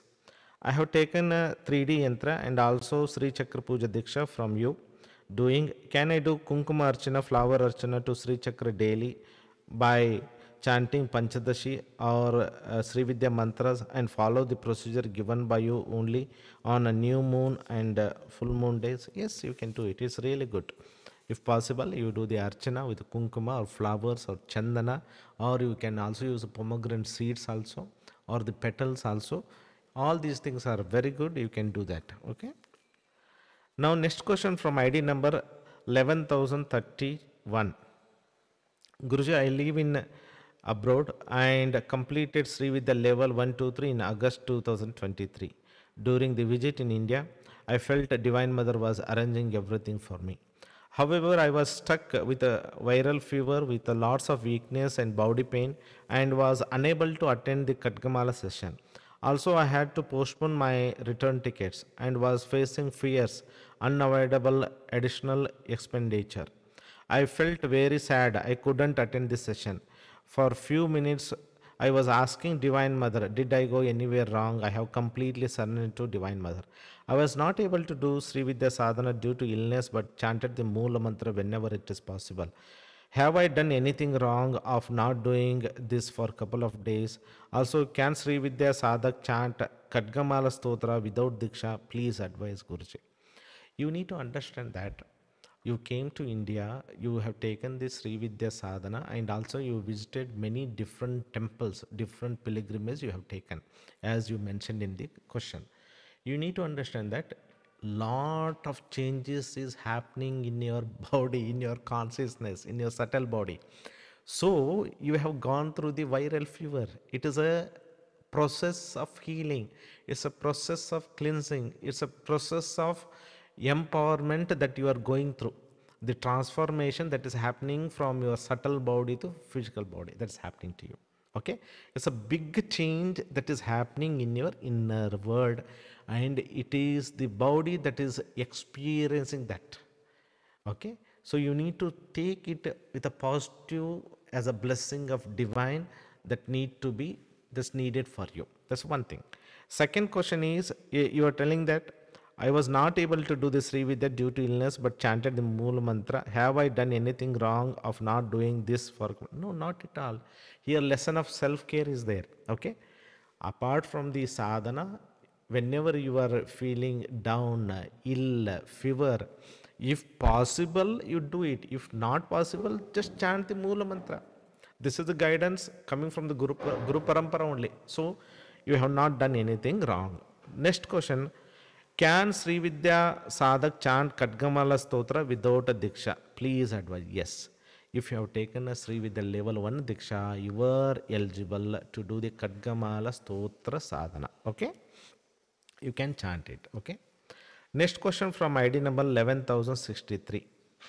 After initiation of Diksha, I have been practicing as per your guidance. I wanted to know that in this sadhana, do we need to chant Matangi Kavacha and Mahaganapati sadhana or not? If yes, then what is the right time frame to do so? We don't advise you to chant, Kavacham and Lord Ganesha mantra and all. If you want, you can chant it, but it's not mandatory. It's an optional thing. Okay, we have given the Bhairava, Matangi and Bhairava protection shield is there. Matangi sadhana is you can do as it is given. Okay, because we have this Mahapaduka Guru Mantra where this Ganesha Tattva, Bhairava Tattva, and all other Tattvas, Kavacha, everything will come there. Guru Tattva, everything, Shiva Shakti as Kameshwara will come, Lord Shiva, Charyananda, everything is coming there. So we are not adding, Ganesha and Kavacha and all of that. So just if you follow the protocol, that is sufficient. Okay, that's a complete sadhana. Next question from the same ID number. I have started practicing Durga Saptashati sadhana and I have a question related to Avarna Puja Bhoga Vidhi. As in DSS there are multiple goddesses and devatas are invoked. Should we need to do Avarna Puja or how to offer Bhoga to the deities that are getting invoked? Please let me know if it is necessary or not. It's not necessary. There are two types of sadhana, outer worship or inner worship. Outer worship need all the Avarna Puja, Dhyana, Shloka, Nyasa, Viniyoga, all those, Kavacha, Stotra, all those things are needed, outer worship. Okay, we are in the Siddha Parampara, Samaya Sri Vidya, inner worship is given more importance. When you are giving inner worship, your soul power is your attention. Your focus, your devotion, your gratitude is the real bhoga for a deity. You need to understand. Your presence is very important in your inner meditation. It's a very advanced sadhana. Okay, and then you don't need avarna because all the avarna shaktis are in your chakras. So you are meditating on the chakra. So all those things are not needed. Next question from the same ID number. Guruji, please tell me about the devatas associated with the Bija mantra in Mahapaduka mantra and devatas associated with Am Kam Cham Tam Tam Pam Yam Sham Vim Dum Em Vim Ham Ksham in Siddha Kunjika. I'm very keen to know this, Guruji, requesting your guidance. Already I have explained in the Mahapaduka about all the deities, I have, you have Aim Rim Srim, that is a Bhuneshwari Tattva, and then Aim Klim So, Bala, Aim Glom, Varahi, Hasaka Prem, Kala Sammara Kali, Shambhavi Shakti, Hasakshamalavariyam Haso, that is the Ananda Bhairava, Sahakshamalavariyam Saho, that is the Sura Devi of wife of Ananda Bhairava.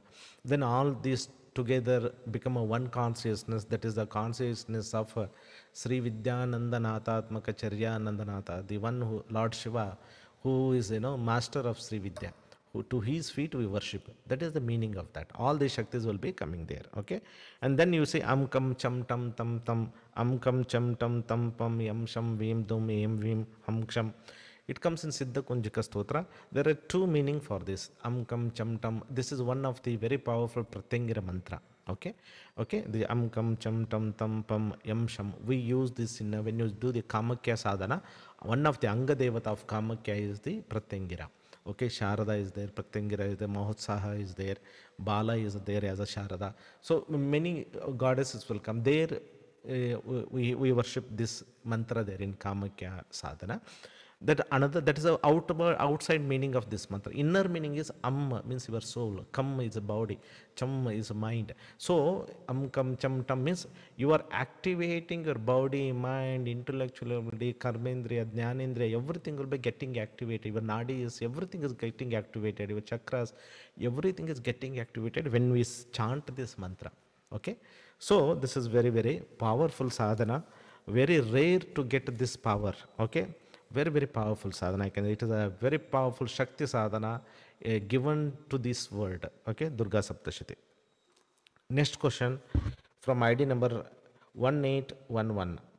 Guruji, lately I don't feel like going to any temple. Even if I go, I don't feel anything. I feel good and satisfied when I meditate at home. This is really good because the path is from outside to inside. I'm not discouraging you or not telling that don't go to the temple.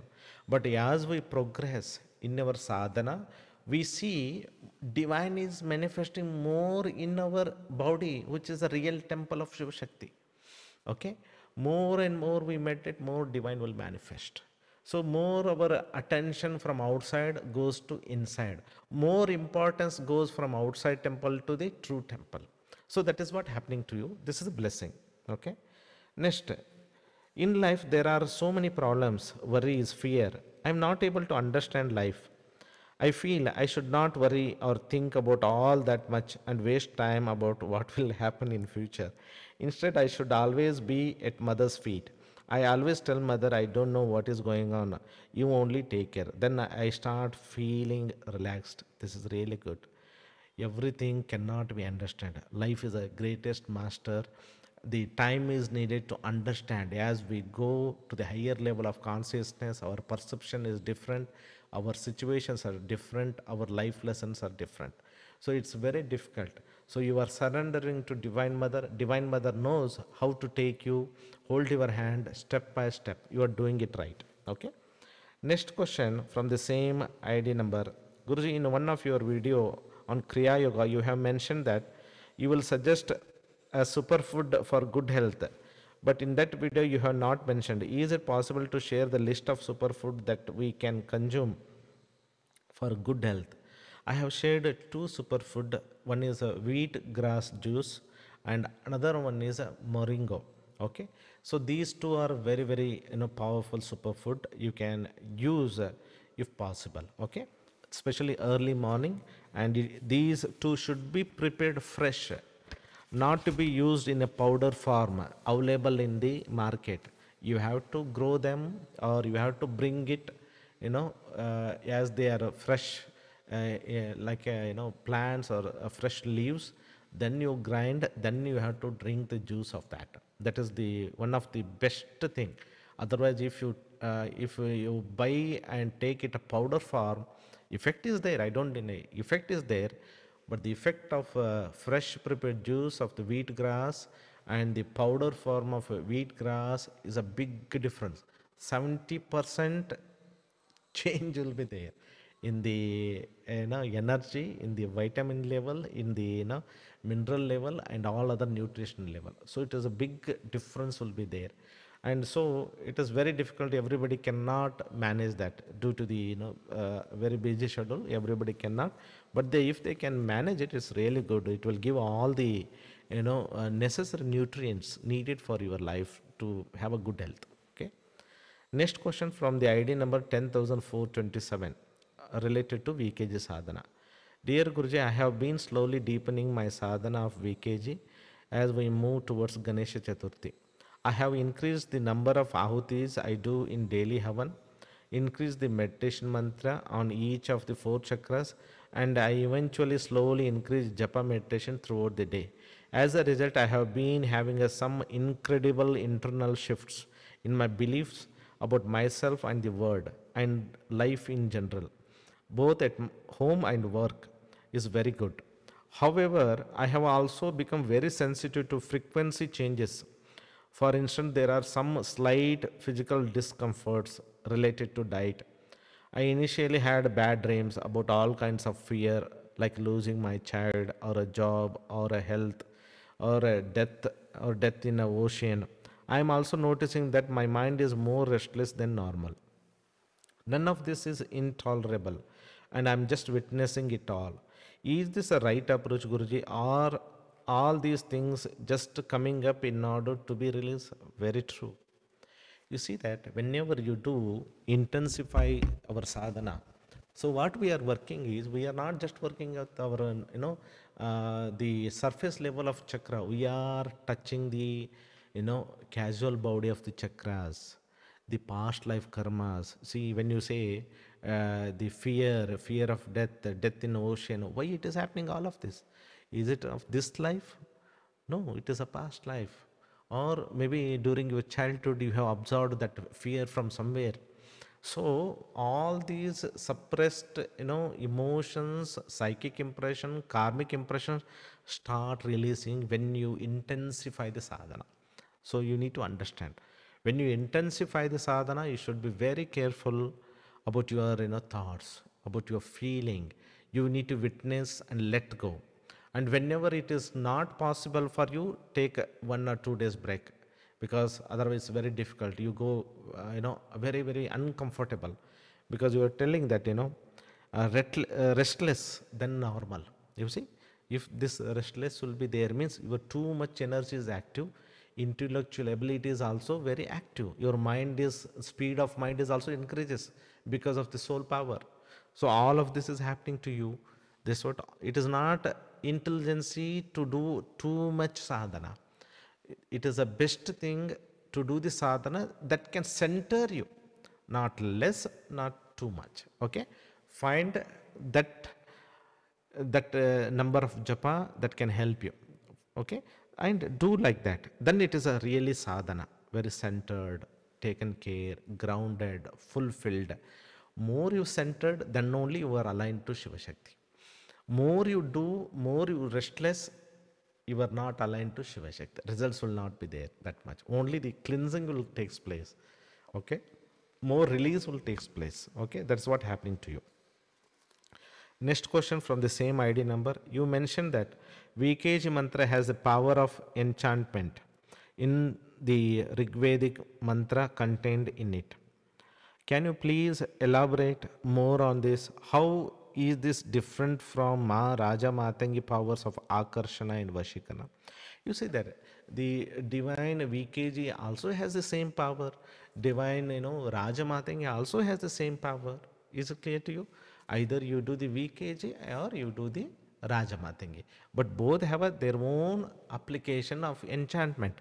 But apart from that, Rajamatangi is also very good developing the skills, the knowledge. Okay, that is a plus point in a Rajamatangi. Here, VKG is more of obstacle removing, manifesting your desire. That is also there. So there are some plus are there, some minus are there. But both have a same energy of attraction and enchantment. Okay, that you need to understand. The next question from the same ID number. Guruji, what is the significance of the snake around the waist in the image of the VKG or Vancha Kalpalata Ganapati? You see that Lord Ganesha's belly is very, very big. It is considered as a samsara. Okay, it's considered as a universe. And the snake around that is nothing but the energy that is controlling the samsara, this entire universe. We call it as a universal kundalini. So the one who can control the universal kundalini is the Mahaganapati. Okay, so we that is a symbolic representation of Mahaganapati, who has a power to manage the samsara in a powerful way. Okay, and also has a power to control the energy of the samsara. So that will show the, that is one of the symbolic expression shown in the Lord Ganesha image or the form. Okay. Next question from the ID number 10,779. During meditation, I kept seeing this yantra growing in me. Please see attached. Upon searching, found it is called Sumukhi. What is the significance of this yantra? You see that one of the name of Divine Mother Matangi is a Sumukhi. The beautiful face, the positive face, blessing face, darshana of that is bring a lot of positive changes. So Sumukhi is the one, is like a Lakshmi, who bring riches to you, who bring a knowledge to you, who bring the abundance to you. So it's very clear that Divine Mother Matangi is attracting you, and she is telling that she is blessing you the abundance, prosperity, and all that is needed in your life. Next question from the same ID number. What are the good days to take a drishti, and how can one take a self drishti? What materials can be used? How many times to do clockwise or anti-clockwise? Please explain, Guruji. Drishti can be taken anytime you feel affected. No need to wait for the day or time. Okay, so it's always you need to take the material that pull away the tamo pradhana energies, tamo pradhana vibration. So what are those material that we use? Mustard, okay, or we use chili or black pepper or the sesame seeds also we can use. Okay, all these things are very good to pull away all the negative energy in you. And then what we do, we don't do it clockwise, we do it anti-clockwise, so that we can pull that energy that is in our aura. And also we don't use a right hand, we use a left hand. So we take all the material, then we go with anti-clockwise from head to toe. We rotate in anti-clockwise minimum 3 to 7 times. Minimum 3 to 7 times, chanting any mantra. You are already doing a sadhana with the intention take away all the negativities. Sarva drishti, sarva roga, sarva bada, sarva tantra bada. Sarva whatever you want. You make an intention, chant the mantra, go on taking like this minimum 7 times. Then you take it and burn it in a fire. Burn it in a fire. Then what happens? All that negativity is taken away and burned in that. All the drishti that has happened, whether it's a positive way or negative way, drishti will happen to many people and it will be taken away. Okay. Next question from the ID number 720. You have given all of us the Sri Vidya Dakshinamurti Rupini mantra. After I started chanting it daily before Das Mahavidya Sadhana, I am able to see how I am being trapped in my own limiting thoughts. Can I use it more frequently? And my problem now is after Dakshinamurti Rupini mantra, I can feel my limiting belief, but there is still an energy that is holding the thoughts. I feel I need more energy to break that binding energy that is holding these limiting beliefs. What should I do further? So one of the very powerful astra mantra to break away all the energy block, thought form is Om Hum Fat. Okay, you use this mantra, you visualize or you go into a state where you think about your negative belief. Okay, and ask Divine Mother to destroy it, and use this mantra Om Hum Fat, Om Hum Fat. I ask Divine Mother to destroy this energy, okay, all this limiting belief, and release me from all these limiting belief energies or blocks and all of that. If you do like this and you see all this negative limiting belief energy start dissolving. Okay, so next question from ID number 10718 related to Dattatreya, Matangi and Varahi Sadhana. Shivoham Guruji, before initiation in Dattatreya Sadhana from many years, I was doing Dattatreya mantra as per Dattatreya Upanishad. There in Upanishads, there are a slight difference between those mantra and initiation mantra.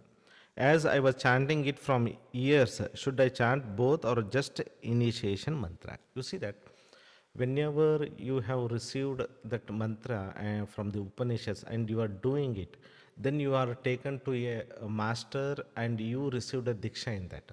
So it is you have done the preparation, groundwork, and now you have received the real mantra. Okay, so you go with and chant the the initiated or diksha mantra that you have received it. But if you feel from inside that you want to continue that also, you can continue. Okay, next question from the same ID number.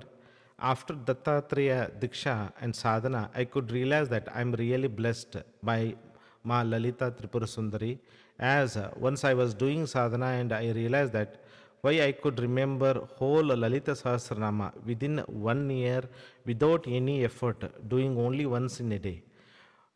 Was it just my thought or intuition by Lord Dattatreya? Please explain. Yes, as we do the Lord Dattatreya sadhana, as I explained in the workshop also, the Guru Tattva within us get awakens. When Guru Tattva get awakens, our ability to remember spiritual mantras, spiritual stotras, or anything with a spiritual knowledge is enhanced. There are a lot of improvement within us when this Dattatreya consciousness, Guru consciousness awakens. So it is a blessing that you have received from Lord Dattatreya plus Divine Mother Lalitambika. Next question from the same ID number. We are doing sadhana to burn our karmas of past life. Why some persons suffer from karmas while actually doer of the karma is goddess herself? She makes someone to do bad karma and she punishes for doing a bad karma. She has a Pasha and Ankusha. She binds one in Pasha, gives punishment. Why, Sadguruji?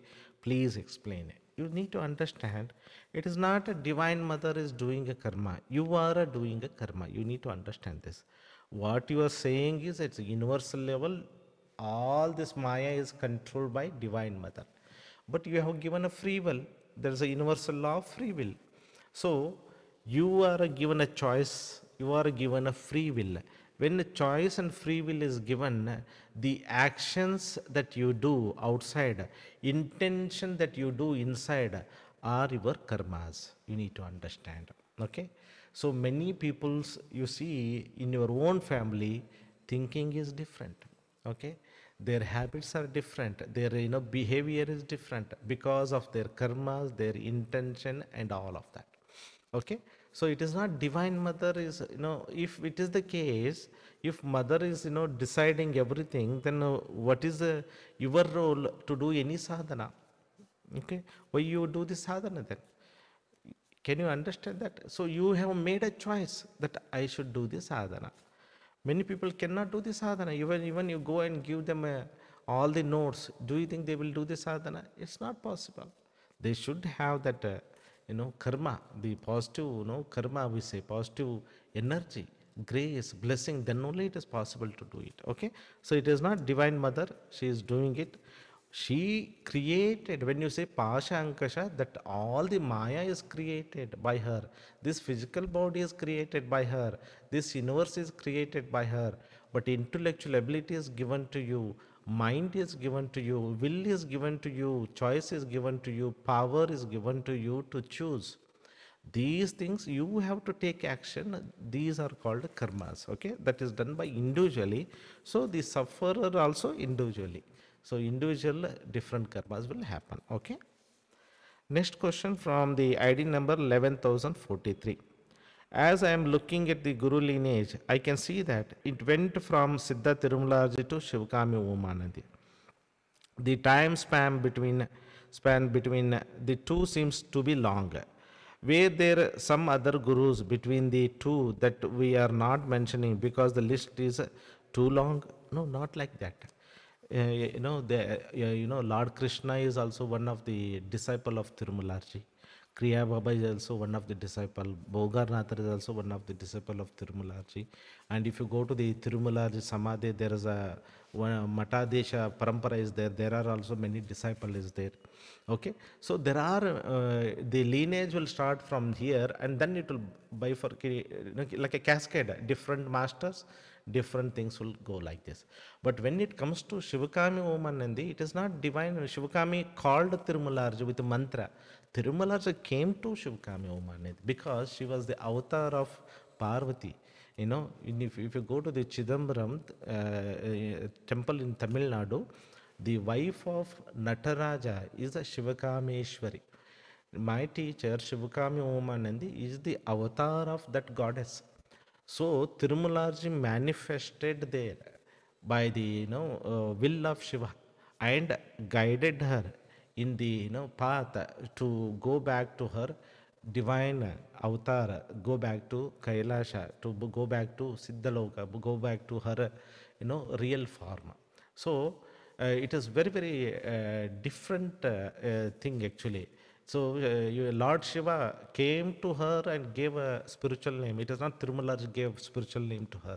Shiva himself came and gave the spiritual name. So it is very very different when the avatar comes on the earth is different. When you become a human and become a master is a different.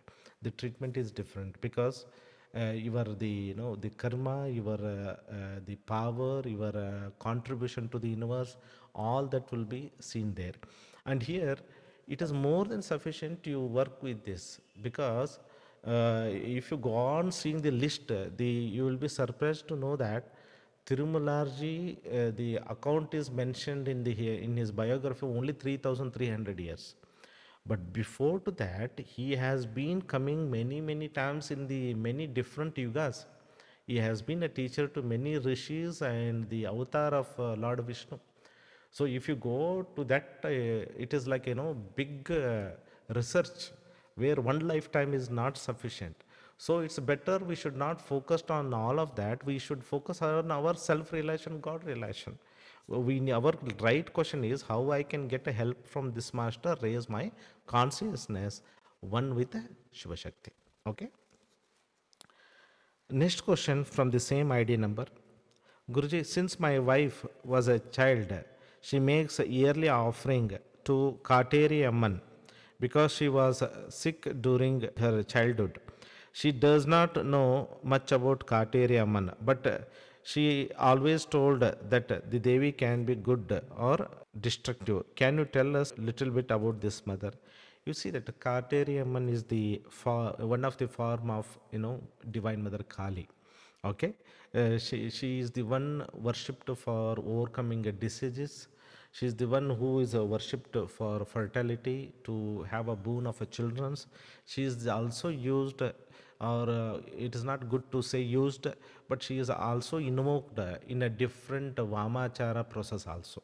Okay, so there are different forms of Kateri Amman. There are many more than 10 forms are there.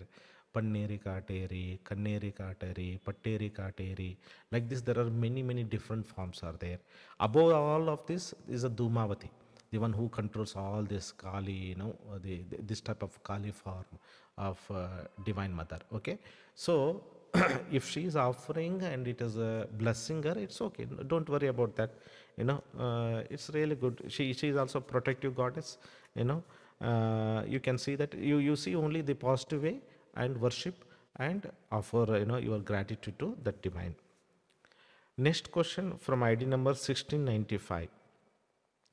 Guruji, when I approached you on the occasion of Kadgamala Diksha with my problem, you had advised me to recite Hanuman Bajrang Ban 11 times daily. I checked YouTube to learn and recite, but I came across a lot of warnings about the recitation of Bajrang Ban. I'm not doubtful about your advice, Guruji, but I want to clarify if I heard it right. Also, for how many days I should be reciting, and as I haven't received any diksha on this, is there any special precaution I need to follow? You need to understand, whenever you receive anything from a master, from a guru, it is something you are protected. Even you chanted that one, so it is coming from the Guru Parampara.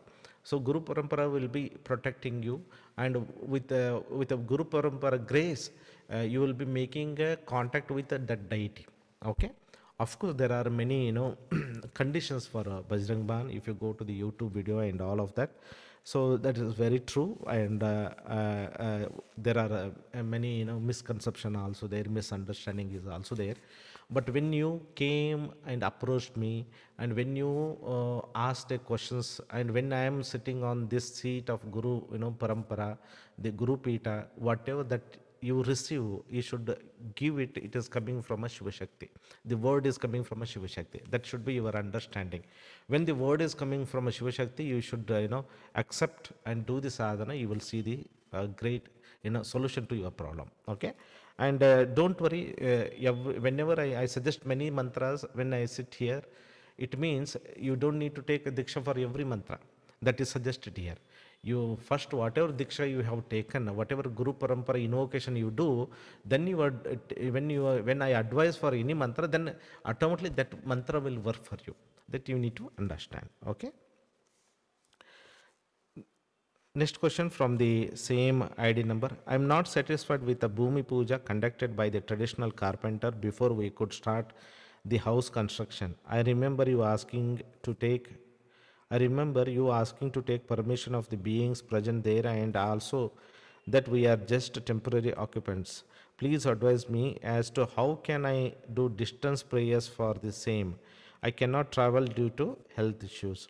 You see that when you do the construction, and after construction, during the house warming ceremony, most of the people do the havan.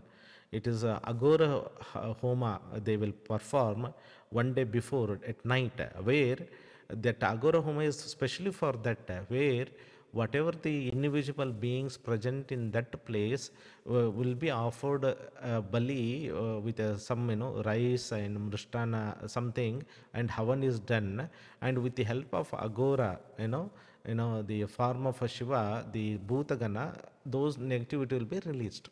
Okay, that you need to understand. So if you are performing that during the housewarming ceremony, then don't worry, don't do anything. But if it is already done, everything is done, then you just need to, if there is a problem, then only you pray to Tirumalarji and Lalitambika, interfere, and anything is wrong from you, ask the forgiveness, and ask them to leave the place, or bless you to live in that place. That's how you have to do it. Okay. Next question from ID number 10,967, related to Rajamatangi and Batuka Bhairava Sadhana. Pranam Guruji, it has been 8 months since I am regularly doing my sadhana and I am having a more clarity about my life. I have developed some love and bonding towards my Devi, Rajamatangi and Batuka Bhairava. I often receive the mails from your institution about different other courses like the various levels of Sri Vidya. From the questions also, I get to know that many people do various different sadhana.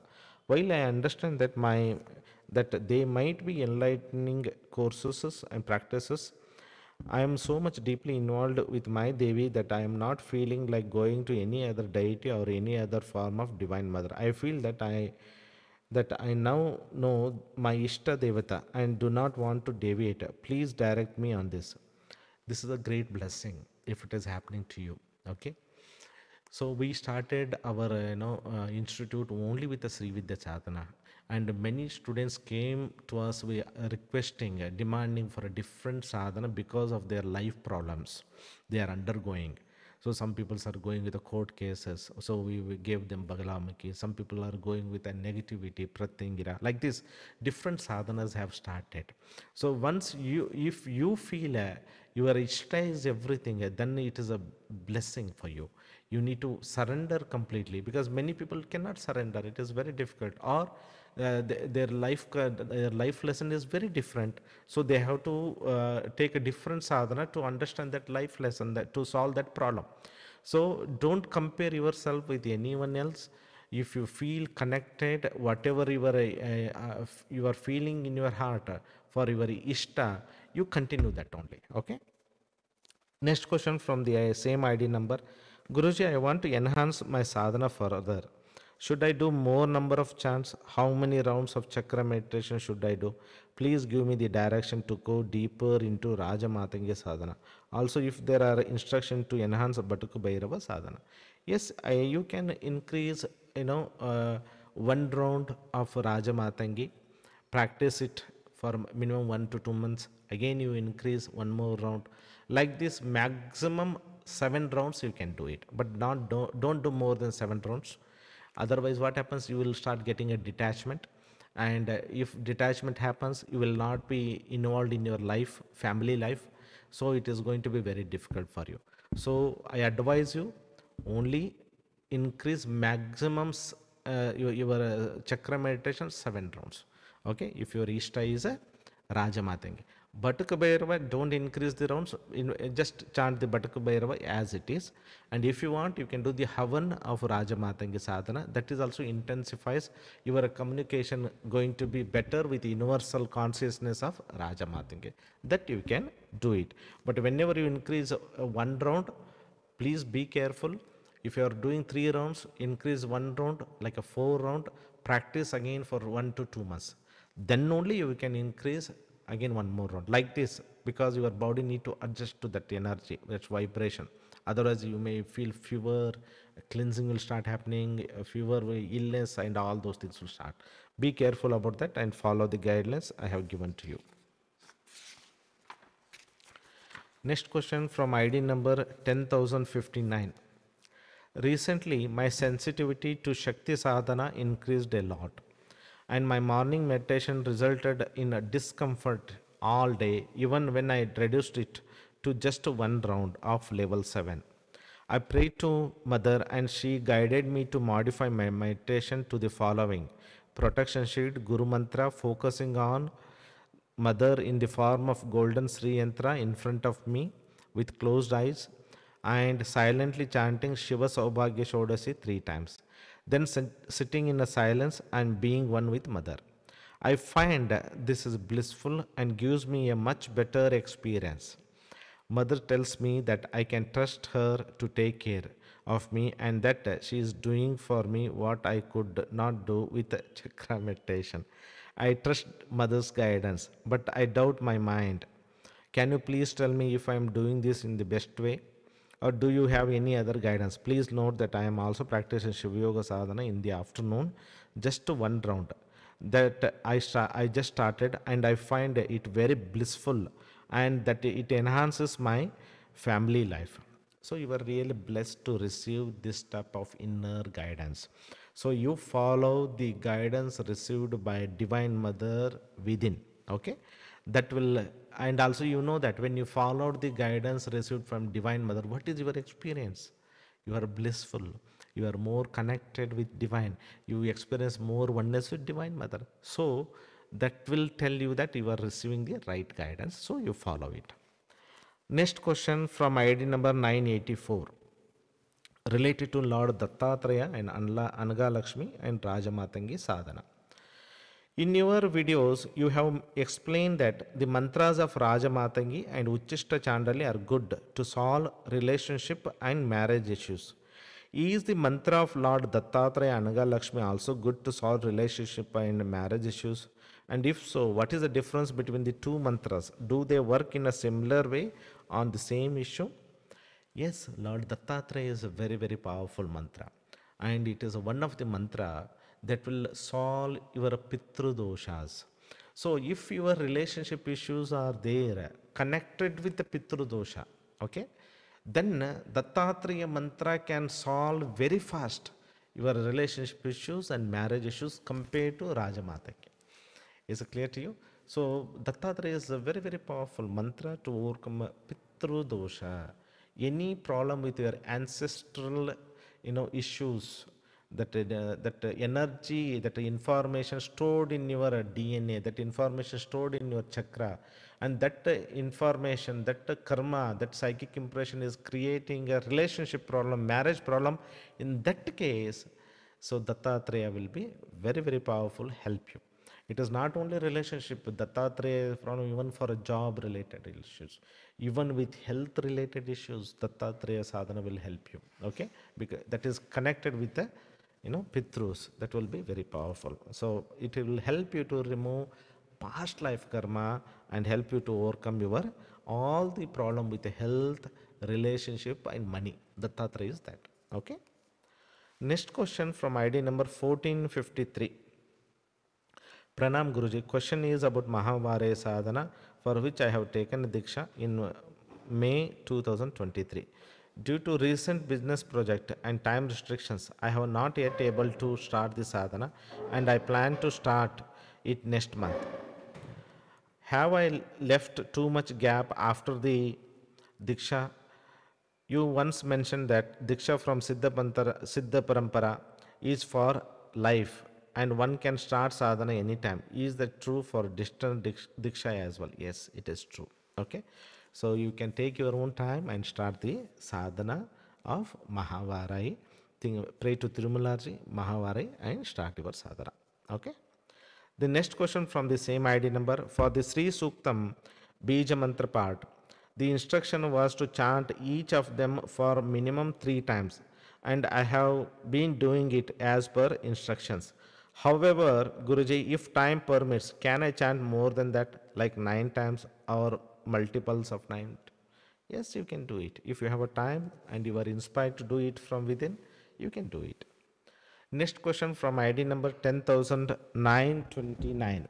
Okay.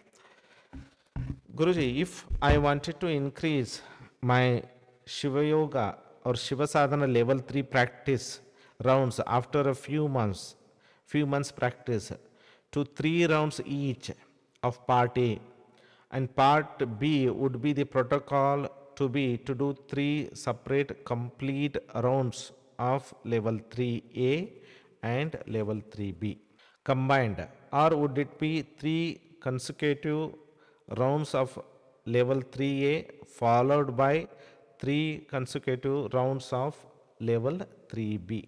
Yes.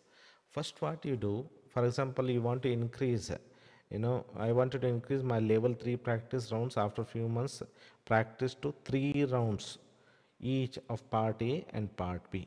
So what you do, first you do 3 rounds of part A, okay.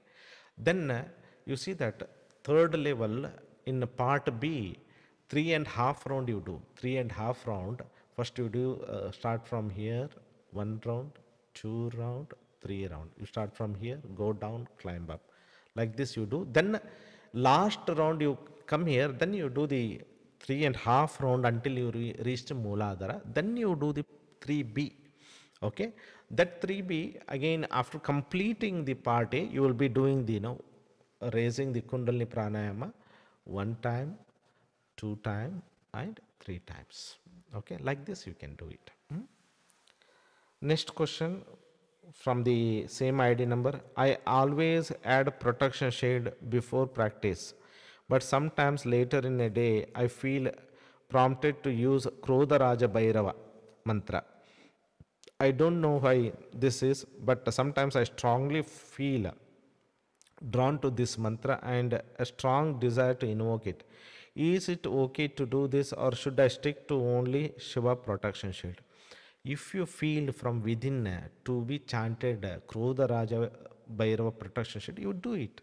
It will be great blessing that your soul is guiding you, divine Shiva Shakti is guiding you to add that extra protection that is needed for you at this phase of your life. So next question from ID number 10769. I recently met with an accident at home that stopped my sadhana. I fell down and injured my skull and fractured my wrist. My younger son, who is also your student, reached out to you, and you are advised to do only a Sanjeevani mantra till I get better. It seems like it may take 2 more months before I am healed. If I want to resume Sri Vidya Sadhana, can you guide how I should start again? So what I advise you, if you cannot sit and do it, you can do the Sri Vidya level 1, 1 round every day on the bed in a sleeping position. If you cannot sit, okay, do it only 1 round. Okay, protection sheet, Guru Mantra, Sri Vidya, chakra meditation of 1 round. You do like this, and then after that, during your complete day, you chant this Sanjeevani mantra to heal your, whatever, to heal the pain you have gone, the, whatever that is there that need a faster recovery. Okay. Next question from ID number 10645. Guruji, life has transformed dramatically for me in as little as 2 years after starting Sri Vidya from you in this parampara. I am almost always aware of my witness awareness, and I naturally no longer identify myself as a body or mind anymore. I see awareness in everything from atoms to galaxies. I have this intense burning desire to know and experience the absolute truth. Can you help me understand at what stage I am at in my journey and guide me, please? You are blessed. You are blessed to hold yourself in a witness consciousness. Detach yourself from the body and mind consciousness. So you are bringing your meditative divine consciousness, self consciousness, soul consciousness in your waking state of awareness. So it is a very big step, a big transformation that is happened in your consciousness. So you are touching, having a glimpses of the self through experience. So you are you know that you are not a body, not a mind, and you are a self, you are a awareness, you are a consciousness. So you have having a glimpses of self realization. You are not only having glimpses of self realization, you are taken one step ahead by the grace, and it is manifesting in your waking state of consciousness. If you could be successful with this, then it will be, you will experience transformation in your subconscious mind also, and in your dream, in your sleep, and in your waking state, you start manifesting this self truth consciousness, Shiva consciousness, Tripura Sundari consciousness, Lalita Ambika consciousness in your day-to-day life. So it is very, very positive state of, having a self-realization experience, glimpses of self-realization, going to the next level of self-realization towards the God realization. You are in that stage. Okay, you are blessed one. Next question from the same ID. You mentioned in one of your video that we may see Lord Thirumalarji, other Siddhas in a physical form on earth in future. Can you give us some insight when this may happen?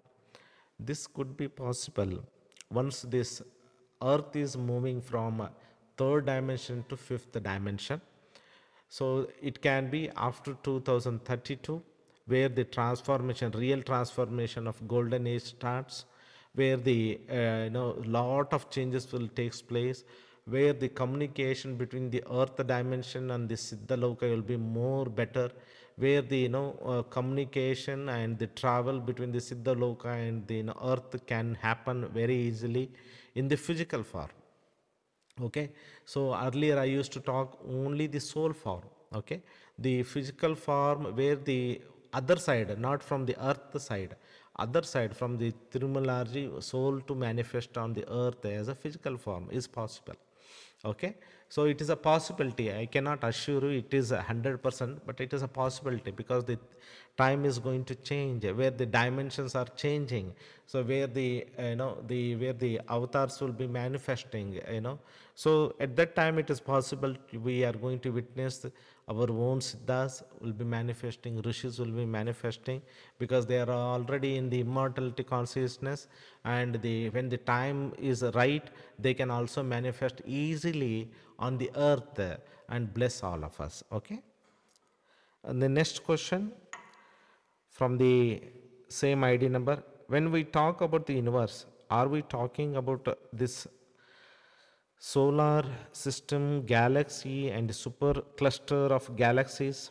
Is Sadguru Tirumularji universal level being? No, what we are talking about Tirumularji is a cosmic being, not only universe. Universe is there, but cosmos is beyond that. Okay, it's a there are many universes are there. Many cosmos that are there. So I can say Tirumularji is more than universe, or I can say one more step ahead. He's a cosmic being, one with the Shiva, like Lord Shiva.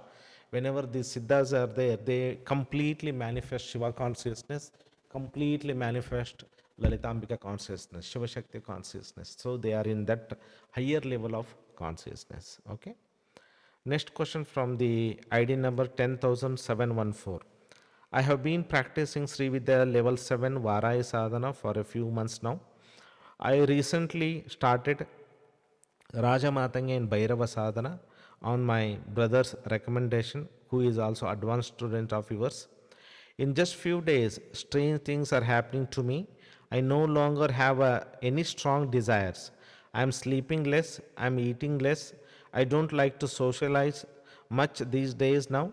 Things don't bother me no matter how disturbing they are. This is all pleasant, but at the same time I am feeling little lost. Can you please tell me where this is taking me? Is this self-realization? You see, what is happening to you is you are more growing into a self or soul consciousness, I can say. And more detachment is happening to the outside world, body consciousness, mind consciousness.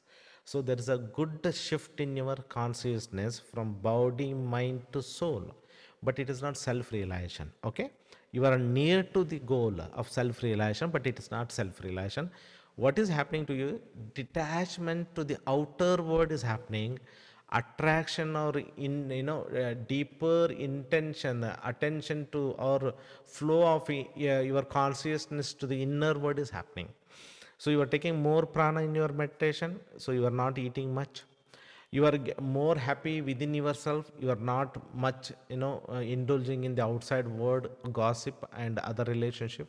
So that is all these things happening. It is very good growth in your consciousness, in your spiritual path.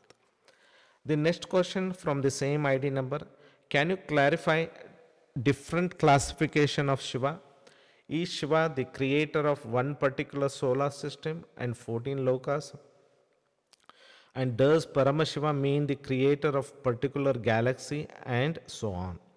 See, whenever we differentiate, classify the names of the Shiva, means it is within the dimension of the Shiva consciousness. Okay. So if I see that the dimension of Shiva consciousness start from here until here. So this is the dimension of Shiva consciousness. The layers of this dimension of consciousness, what we called different names of Shiva. So top level is the Paramashiva, okay? Then Sadashiva, Shiva, Shankara, Rudra, Maheshwara, and different type of Rudras. Like this it will be there. And their application is different. It is not like they only work on the one loka. Paramashiva can work on all the lokas. Shankara can also work on all the loka. Not only Bhu Kailasa, in real Kailasa can also be worked. All these, the different dimension of one consciousness. You need to understand. This is only one consciousness. For our understanding, we have divided these layers of consciousness, given a different names to experience all of this. Okay, that is our understanding. Next question from the same ID number. Can you clarify what yuga our earth currently is in? Our Shastra says it is a Kali Yuga. Says Yukteswar Giri said it is ascending to Dwapara Yuga. Some others say it's a golden age. It is all very confusing. You see that we are in a transition from Kali Yuga to golden age. Okay, this is a period. It started from 2012 until 2032. This is a transition period. A lot of friction will be there. Lot of transformation is going on. You can see that is already Divine Mother Earth making a transition. When she is making a transition, all these Pancha Mahabhutas are affected. Earth, water, rain, temperature, weather conditions, everything is changing. Already you are witnessing this. Every transformation is happening in the Pancha Mahabhuta level. Then the transformation happen in the mind level of the people, health level of the people, economy level of the people, the political system of the world. Everything start changing now. So that changes is taken place now. So we are in a transformation, the transition between the Kali Yuga and New Age, the Golden Age. Okay. Next question from the ID number 10,540. Namaste Guruji. While meditating on Sri Vidya level 1 in meditation, I seen that from the ocean one hand came out, it held my hand and took me towards sky by the golden steps, and finally I reached Sri Lalitambika Divya Darbar, where Jagannatha seated on her Simhasana, and she touched my face and smiled after she merged in me, and the mirror appeared in front of me. In that, Lalitambika appeared. She told me, "See, who are you?" Mother told, "You and I are one. You are not different from me." Guruji, in level 1, only I experienced this, what it indicates.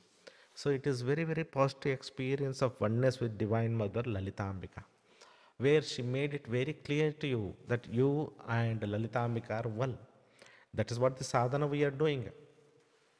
At every chakra point, we are bringing the consciousness of Divine Mother to tell that these are a different level of our existence. When we bring Divine Mother in there, we are telling that Divine Mother and I are one in this chakra level, in this level of consciousness, in this level of existence.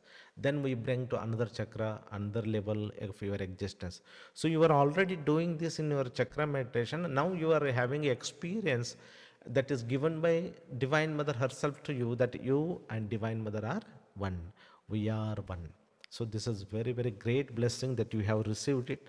It is only possible. It's very rare that in level 1, a student can experience oneness with Lalitambika, and also you have a psychic experience of this. You are blessed one. Next question from the same ID number. Guruji, how should I attract a good life partner in my life? Because in my astrology, it's showing you are not successful in your marriage life. All this I'm not believing. This my trust is on you, Guruji. Please show the margadarshan of all this. You see that whenever you go to the astrologer, whatever their prediction, don't take it too much serious. Little bit like a pinch of salt. You take it, understand it, but focus on your sadhana, understand the universal laws, do the meditation, use the Siddha mind power, Havan, and manifest with the help of Lalita Ambika, Jagannatha. Now you are already experienced, you and Divine Mother are one. So with this, you can manifest anything, I'm telling you. You should not too much focus on that. What you want, highest good, what is the qualities you desire in a partner? You visualize every day after meditation and before going to sleep. Make affirmation, visualize what you want, what qualities of this partner you want. You visualize that and you attract that partner in your life. That's all you have to do it. Okay? Use the Siddha mind power, Japa for the manifestation, Havan for the manifestation. Next question from the same ID number. Whenever I am doing meditation on Durga Saptashati, it creates aggressive nature in me. I can't control myself on that day whenever I do the Durga Saptashati. But remaining all other sadhana like Varahi, Matangi, Sri Vidya all gave me so much peace of mind. But Durga Saptashati create aggressiveness. Guruji, I am a sadhaka, but still I have so much aggressive. Why I can't control on that? All are scolding me. You are a sadhaka, then you are also short-tempered. You see that whenever we want to change anything at the emotional level, anything with the subconscious level, we need to focus on the self-analysis, Siddha mind power. Okay, make affirmation. Okay, and whenever you feel anger, try to before going to sleep just observe when you got anger, what was the situation, what was the thoughts that triggered your anger, what is your belief system, why don't you accept it, what is your perception. Little bit you need to see as a third person about your own situation. Then what happens, there are so many things will start revealing. I mean, many your belief systems, your expectations, your desires, your liking, all that will be revealed to you. When you see yourself all of these, then only you can overcome with this type of situation. Then you are no more react same anger or create anger with the same situation. Okay, you need to work this self analysis is very important. Okay, and then whenever you feel any sadhana giving you aggressiveness, you reduce the sadhana. Only do one time of Siddha Kujjaka Stotra Sadhana and 3 to 9 times Moola Mantra of Siddha Kunjika. Okay, so that you reduce that sadhana. So, and also do the self analysis, Siddha mind power, and you grow in your spiritual consciousness. Next question from ID number 10,013. Is grace the most important part of sadhana? How should I pray for grace? You already have a grace, so you are doing the Sri Vidya sadhana. You are already have a grace, so you are receiving the right guidance in a Siddha Parampara, Guru Parampara from a right master. You need to understand. First thing is here the lesson of acceptance, self-acceptance is there. Accept that you are already have a grace. You are already blessed one. All you have to do is follow the universal principle, spiritual principle as guided in the by the Guru Parampara and do your sadhana regularly. That's all. Next question from the same ID number. Does the Trishula represent the process by which the lineage, the Siddhas and Divine Mother destroy ignorance? No, not like that. Not like that. Trishula means represent three gunas, sattva, rajo, tamo. So the soul, human soul is made of these three qualities. Okay. To destroy that, you need a Trishula Shakti. Trishula Shakti means the Shiva consciousness, destroying consciousness. Okay. So one way, what you are saying, of course, it destroy the ignorance. Apart from that, it also destroy your negative karmas, negative people around you, negative, individual being, that is also destroyed by the Trishula consciousness. That's why we invoke this in a Bhairava mantra, Trishula. Okay. Next question from the same ID number. After moksha is attained, do we carry on the same as before? Hold a job, take care of a family, maintain a marriage? Yes, we call it as a state Jivana Mukti. When you have a physical body and you experience the truth and you truly liberated as a Siddha, then you have a full enlightenment. At that state, we call what you are telling, we carry all of this if we wish. If not, we can drop and we can merge. Okay, so it is very very high level of the state you are telling that there are two. One is a Jivan Mukti. You have a body, experience truth, no desires, but you need to survive on this earth, so you have to do all the activities. So that is one of type of liberation, but it is not a complete manifestation of enlightenment, Siddha consciousness. Okay, you need to understand.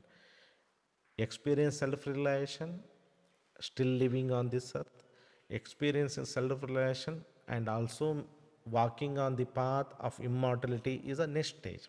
Okay, you need to understand. So what you are talking is a Jivan Mukti state, where you have a body, no desires, realize the truth, but you need to continue your journey on this earth.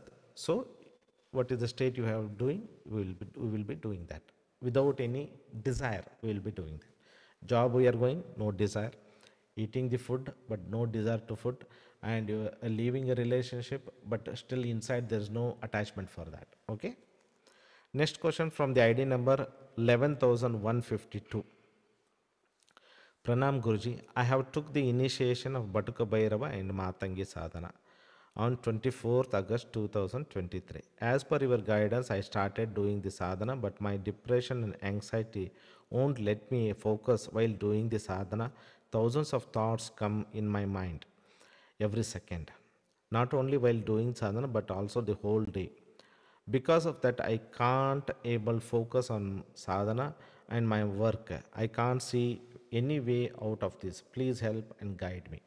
You see that many people have their active mind. Very mind is so active. The speed of their mind is so powerful. It will go here and there very fast. It will work. Okay. Some of you have such type of a mind. Okay. And when you come to a meditation, it takes a many months of regular practice to experience the focus in a meditation. So you have taken the sadhana in August, I think last month. So now you need some more months to practice sincerely. If possible, maintain the same time, regularly do the sadhana, slowly, steadily. You will able to control your mind, overcome all many thoughts, and you will have a very less thoughts, and you will be more focused in a meditation, and that meditation brings the bliss that also help you in your outside life, family and job. Next question from ID number 11,084. Please tell us difference between Kala Bhairava, Mahakala Bhairava, Krodha Raja Bhairava. So as I explained about the Shiva consciousness in one of the previous, this previous question of the one of the student, the Bhairava consciousness is also same. We have the Bhairava dimension. Okay, if it is a beginning of the Bhairava and end of the Bhairava dimension, the top dimension, top of the consciousness, what we call Mahakala Bhairava. Then we have a different dimension, different layers of the Bhairava. We call them as a 64 types of Bhairavas. Okay, so this dimension is divided into 64 dimensions or 64 layers of consciousness, energies of Bhairava, and each layer is given a different name. So like this, we have a Mahakala Bhairava, Batuka Bhairava, we have a Krodha Raja Bhairava, Ananda Bhairava. Like this, we have a different Bhairavas and different applications are there. Okay. Next question from ID number, same ID number. While chanting Moolanji mantra, I sometimes see Moolanji as a Shivalingam, Dattatreya, Sundaranatha Siddha from Natha Sampradaya, and since Rajamatang Diksha as a Krishna. Can you please explain this? It's very true. When you see that a Siddha is a manifestation of the cosmic consciousness, for him, he can manifest in any physical body. He can give you a darshana with any deity form also. That is the power of the Siddhas. So, as we progress on the path, we see him, his oneness with a Shiva, so Shivalingam will come. He is oneness with the Krishna. We see him as a Krishna. He is oneness with the Sundaranatha, one of the Natha Yogi. We see him as that. So it will show that how powerful he is, how great he is, how much is oneness with the cosmic consciousness. That is an experience you are having during the sadhana or meditation. Guruji, next question from the same ID number. What does lotus in the hand of Amma Meenakshi represent? What does her offering the lotus she holds to someone mean? You need to understand, lotus is always representation of flowering of a consciousness. And Divine Mother is Matangi as a Meenakshi. She is the one who is experiencing or expressing from consciousness to mind, mind to the physical world, earth level. So remember, she is taking static consciousness into a dynamic form. So what a beautiful way of control of a consciousness, from a static to a dynamic, a different layers she is controlling. That is what the representation of different petals in the lotus.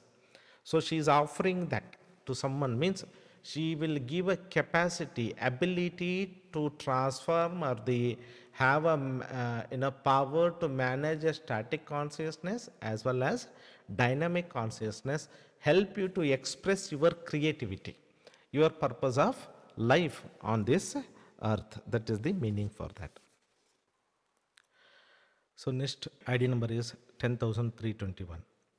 Namaste Guruji. My question is related to soul purpose. Every day after puja, I am praying to Divine Mother Lalitambika to guide me and show me what is the purpose of my life, so that I can fulfill the soul purpose in this lifetime only. One day in the morning after Sri Chakra Sadhana, when I sit in silence for few minutes, I was praying to Mother to guide me on the same. Suddenly, for few seconds, inside my puja room next to the Sri Yantra, I could see thighs covered with a tiger skin. With this, I assume it was some form of Lord Shiva. Exactly at the same time, when I saw this in my puja room, outside my house, in front of the gate, I heard someone chanting Sri Ram, Sri Ram very loudly. Both these instances happened simultaneously for a few seconds, but I could not understand what does this mean, how to relate this to my soul purpose. As my Sadguru, please guide me. You see, it's very clear.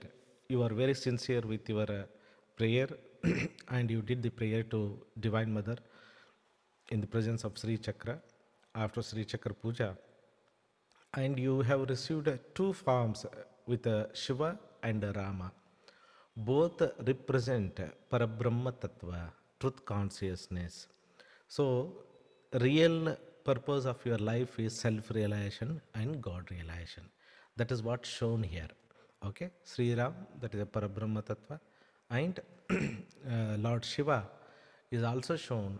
So, it is your main purpose of life is self-realization and God-realization. Next question from the same ID number. In the morning after the puja, I generally do the japa of a Shiva Yoga mantra and Sri Vidya level 7 mantra. Few weeks before, one day while doing the mantra japa, I felt as though it was not me doing, instead it was happening on its own. Throughout the mantra japa time, the pace and the tone of the mantra did not change at all. There was certain rhythm, that was going on inside, and I did not have a control of it. But it was very pleasant and beautiful mantra japa experience I had on that day. I'm trying to get the same experience after that instance, but not happening. Kindly let me know what did I experience on that day, how to be in that same rhythmic state again during mantra japa. When your mantra gets activated, at that day or at that time you experience this where you are not doing the mantra japa, automatically the mantra is happening within you by the grace of Shiva Shakti. So this has happened to you.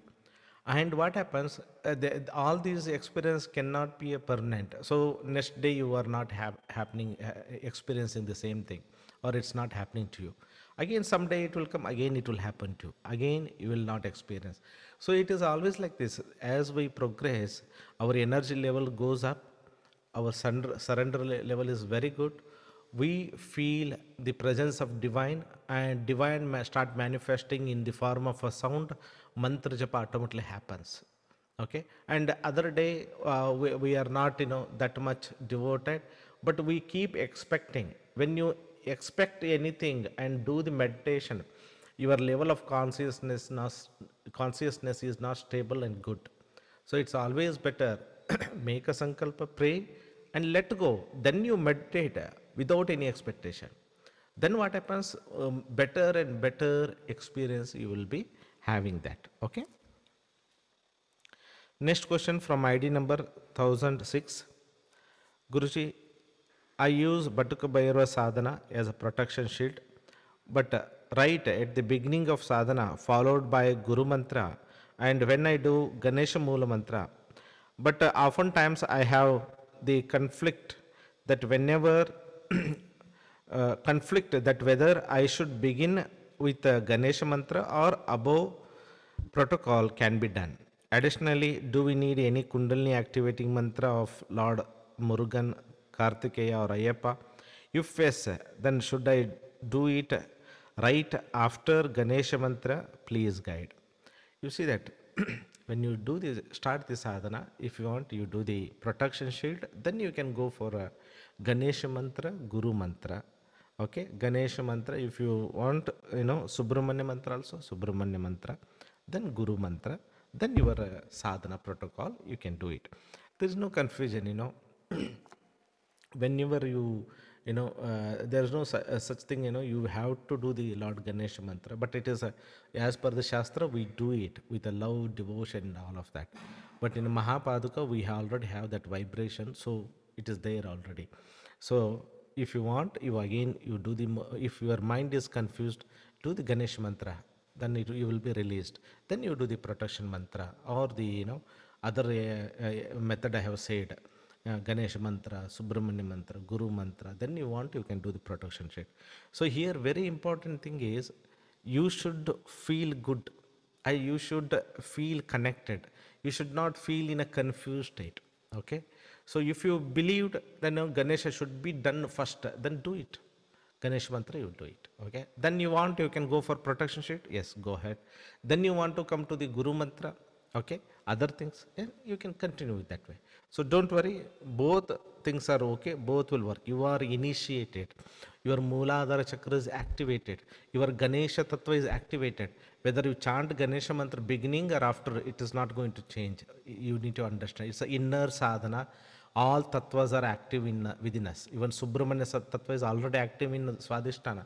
You chant or not. When you do the Sri Vidya, you are fulfilling blessing, you're receiving a blessing of Lord Ganesha, Subramanya, Durga, Krishna, Dattatreya, Dakshinamurti Shiva, Lalitambika Shiva Shakti. You are receiving all those Shaktis. Hakini, Sakini, Dakini, all the Dasamahavidya Shaktis, all the Dashavatara, everything is within. Okay? You need to understand. For your convenience, if you want to chant in that way, you can go ahead. Okay. Next question from the same ID number.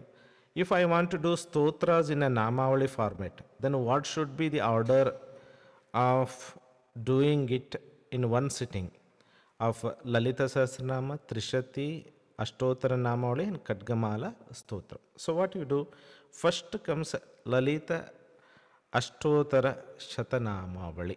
Okay, you do that. Then go for Lalita Sahasranama. Then you go for Lalita Trishati. Then you go for Kadgamala Devatas. Okay. Even you Lalita Sahasranama, Ashtotara Namavali can be exchanged. Okay. Ashtotara Namavali, Lalita Sahasranama, or Lalita Sahasranama, Ashtotara Namavali. Then you go for Trishati, and then you go for a Kadgamala Sadhana. Okay. Next question from ID number 1852. Guruji, I have taken Diksha for a Sri Sampas Siddhi Sadhana and Sri Vidya Sadhana level 1, 2, 3, and my sadhana sequence is as follows. So he has given the sequence of this. Okay. My question is this sequence right? Yes, you are doing it right. You know, your sequence, what you are doing is really good. You have following the right protocol. And should I do Om, Cream, Om, or any other mantra for Kuladevi, Mother, Dakshina Kali? You can, this is the best one. Om, Cream, Om. This is a single Bijakshara mantra that you can do. If you want, you can, Om, Cream, Dakshina Kali, Nama, Om. It is a more, a better, because it will create a devotion. When you chant the name of mantra, name of the deity, it will create a devotion. Om, Cream, Dakshina Kaliye, Nama, Om. You can do that. Okay. Next question from the same ID number. We live in a joint family. My one cousin brother's wife is often possessed by some kind of a ghost who claims to be Mother Kali, Shitala, Bhairava, and other times my dead aunt, etc., and asks for offerings. On 23rd of August, I was having a dinner in her house, and while I was eating, that ghost possessed her again. I don't know what happened to me, and I stopped eating, washed my hands and mouth, and I asked my niece to give water.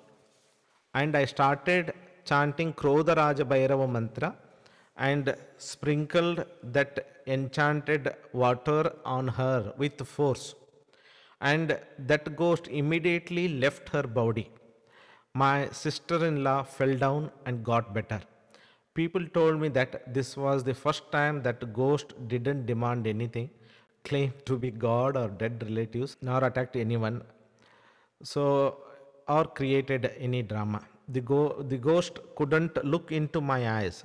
My questions are, I'm very afraid and feeling guilty since I came to my senses that without permission of Guruji I chanted mantra loudly and other people heard that. Without knowing all these things, I did something what I don't know or have Guruji's permission of. What prayashchitta should I do that Guruji forgive my aparadha? And was it Bhairava in me or effect of the mantra, or it was some psychological occurrence happening to me? You see that what you have done is a really good thing.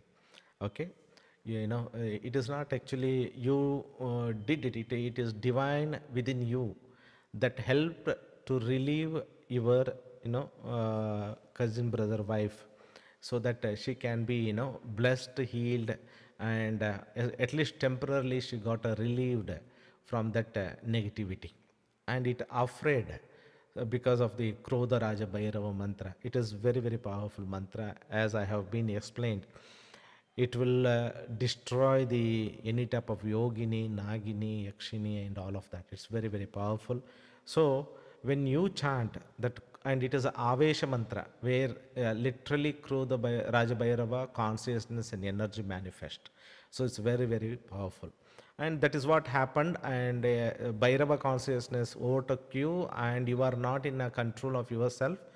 And this happened. So you don't need to worry about it, because it was not your intention. So it is not your, any mistake you have done. You just pray to Thirumalarji, Lalitambika, bless you, and store the energy of Krodha Raja Bhairava in your mind, body and soul. And that's all you have to do. That's nothing else to be done for that. And then the next question, my ancestral house is full of such negative beings, ghost, dakini, and there are always untimely death, disease, loss in my family.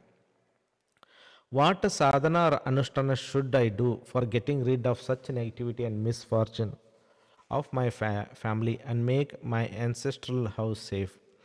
You see that we can help ourselves at a certain level. When you are explaining so many things, then I don't think it's you who can, who has ability to release that. You need some expert to do all of that, because the way you have mentioned negative beings, ghosts, darkini, and untimely death, the diseases happening, so much negativity is attracted there. Okay, so what I suggest, you organize good havan from the pandit. Either it is about the agora homa, where agora shiva mantra will be chanted to release all the earth mind spirits in that place. Okay, and any other like Bhairava related homa, especially this this what you call Pratingira or Durga homa, that such thing, or the Mrutyunjay homa, those havan done by minimum 5 to 10 members together, and they should create a lot of energy, then only it is possible. If one person do, means he will be attacked by so many negativity. If minimum 5 to 10 pandit will be doing and chanting thousands of mantras and creating very positive energy and asking this divine Mahamrutyunjaya, Agora Shiva, Durga, or any Pratyangira, Varahi, this type of Shaktis will be there, then automatically things will be taken care. But I don't advise you individually work for that. It is not good for your health and for your spiritual progress also. Next question from ID number 1545. Why do we invoke Lord Shiva before starting the Sri Vidya practice? Why not directly invoke the mother? As you know, Lord Shiva is the Guru, Parama Guru of our, main Guru of our Parampara. Without Guru consciousness, mantras will not come, deity energy will not come. You need to understand this. So that is one of the reason we will invoke Lord Shiva in the Guru lineage invocation. Okay, or in Mahapadaka Guru Mantra. Next question from the same ID number. I feel that Sri Vidya level 1 to 4 is more responsive, effective than higher levels. Why is that? You see that level 1 to 7, their vibrations are different. Their energies are different. Their awareness is different. Their consciousness is different. As you progress to the lower level to higher level, it is not a more of from a lower level to higher level. It is not a strong energy. It will go. It will start going from energy to consciousness, energy to awareness. Okay. So level 1 to 4, you could feel the energy. After that, it is more of a awareness, more of a consciousness. It's more of a very, very, very, a divine vibration. Many cannot feel it if their, their soul have reached to a higher level of dimension, or they have not meditated for a long time, then they cannot feel the effectiveness of that. Okay, that's one thing. And second thing is, according to the need of the person, divine also works. I have seen some people say level 7 mantra is more powerful. Some people say, Guruji, level 3 is so powerful. Some people say level 1 is so powerful than all other levels. So according to the individual karmic and spiritual level, energy level, and his sensitivity, the mantra works differently. So we cannot make a general statement only this is good, this is not. Okay. In your case, you are experiencing more vibration, energy, consciousness, its effect on your body, mind, and soul with a level 1 to 4. But you may need, or you are not experiencing higher level. It is okay. It is okay and it is normal. Okay. Next question from ID number 1918. Guruji, from 2021, I am continuously receiving messages from my mentor and from media, astrologer, about ending of Kali Yuga. What terrifies me is the process of ending. My mentor says, Achyutananda Bhavishya Malika readings are coming true. What all spiritual people and my mentor all this year are saying, is that coming to be true? If yes, then what one must do?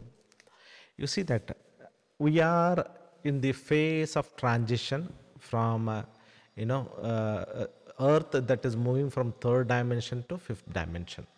So it can be mean as a end of a Kali Yuga, beginning of a Satya Yuga or golden age. So we are in the transition period, in the middle of both not Kali Yuga, not golden age. So in this transition period, anything can happen. As per the will of Shiva Shakti, anything can happen. As we are already seeing many changes in the Pancha Mahabhutas on this earth. Rain, you take the timing of the rain, or the weather conditions, the warmness and the solar, this sun related issues, moon related issues. There are a lot of changes are taking place nowadays. Okay, so there is going to be transformation for highest good. You need to understand this is going to happen for highest good. So when it is going to happen for highest good, so you should not have a fear that whatever they have mentioned, so many people will die, food may not be available, this can happen, that can happen, some country will be not survive, so many things are predicted like that. But what you need to understand that if you are sincere in your meditation, if you are sincerely surrendering to your Guru Parampara, your Ishta, then things will be taken care. That need to be understood. And you need to meditate more and more. Otherwise, you cannot, ready for the fifth dimension. That's what I have been telling, from past 1 year, and doing the group meditation, all the, other workshop and all, and informing. Do more meditation, focus on a regular meditation, do some satsanga, do the seva, donate the mantra shakti, and we are also doing the global group meditation. I am asking to send this to and share to the people so that we can create a lot of positive energy and make this transition from third to fifth in a smoother way, in a smooth possible way. So you should not afraid and think all of that. If you are sincerely meditating, means your soul is vibrating to the fifth dimension, that is soul consciousness. So more you meditate, more you surrender, more you take the name of God and Goddess, things will be taken care, you will be taken care. Okay. Next question from ID number 11,108, related to Sri Sampasiddhi. You said chanting should be mental, but I am finding it difficult to do mental chanting. Can I do very softly but audibly, or just lip movement? You can do it. Next question from the same ID number. The only place available where I can sit comfortably and peacefully in my house for meditation or chanting is my room on the bed with backrest. I find very comfortable and effective to do. Here I feel ease and calm. Can I do here? Yes, you can do. If you feel comfortable, focused on the bed, you can do it. Next question from the same ID number. I don't feel motivated in my current job. I want to ask Goddess Kamalatmika through Sri Sampasiddhi for work that is enjoyable for me and where my heart is. But in my Sankalpa, before sadhana, don't feel confident when asking and articulating what I want because of my limiting belief. How can I get rid of this and ask confidently and with surrenderance? You see that if you don't ask what you want, then you will not grow. To ask is not for Divine Mother. Divine Mother knows everything. You are asking so that you will understand your limiting belief, overcome limiting belief. This understanding should happen to you. Okay, you are asking to overcome your own limiting belief. Mother knows everything. Okay, so you have to tell this in your mind. I am asking to Divine Mother. That already Divine Mother knows this. Okay, but I am doing it so that I can overcome the negative thoughts coming from the limiting beliefs. I want to dissolve my negative limiting belief, negative thoughts, negative feelings, so that I can manifest what I want. Because your own limiting belief or you are the block. So how you are going to remove if you don't ask? So convince your mind and surrender to divine mother, pray to mother, and pray for what you want. Next question from the same ID number. May I do Moola Mantra Japa of Kamala Mahavidya Bhoga Pradhana Mantra instead of Bhuvaneshwari Lakshmi Moola Mantra? Yes, you can do it. You can do it. But Lakshmi Moola Mantra is very powerful for earth dimension. Okay? If possible, do the both. That can be very helpful to you. Next question from ID number 1535. Guruji, I am practicing Sri Vidya levels. My question is regarding doing the rounds of Sri Vidya. You have earlier said that we should stay at each chakra while chanting the mantra around a minute. Many times I go fast. What will be the significance and impact on sadhana if we are moving fast or staying at a chakra for a quite long? Sometimes due to lack of time, instead of skipping meditation, I just do the level 1 round, then I directly do level 7. Is it wrong to do so? Please guide. You see that every day, if possible, involve, focus, chant the mantra, and then you go slowly, steadily on each. Okay? So this should be called as a sadhana, spiritual practice. If you do very fast, it is not a sadhana, it's a mechanical doing. Okay? Your soul is not there. Your attention is not there. You are just moving mechanically with your mind. You need to understand. Sadhana is doing different with involvement. Sadhana just mechanically doing is different. So sometimes when we don't have sometimes we need to go to the job, 1 or 2 days in a week or once in a month or twice in a month. At that time you can do fast because of the responsibility, commitment, you need to go. But it should not be every day. That so many fast meditation should not be every day. Okay? More you bring attention, more you chant the Divine Mother Mantra, means you are experiencing oneness there. That is the goal of the life and Sri Vidya Sadhana. I and Divine are one. If you cannot focus and do in your inner world, how you are going to manifest in an outside world? So, more involvement is needed, then only we call it a spiritual practice. Otherwise, it's like outside world, how you do the eating, this mechanical, that is. So, spiritual practice is different, mechanical doing is different. That we need to understand. Next question is, recently I have attended a workshop on Hanuman, Sri Rama Sadhana and Hayagriva with you.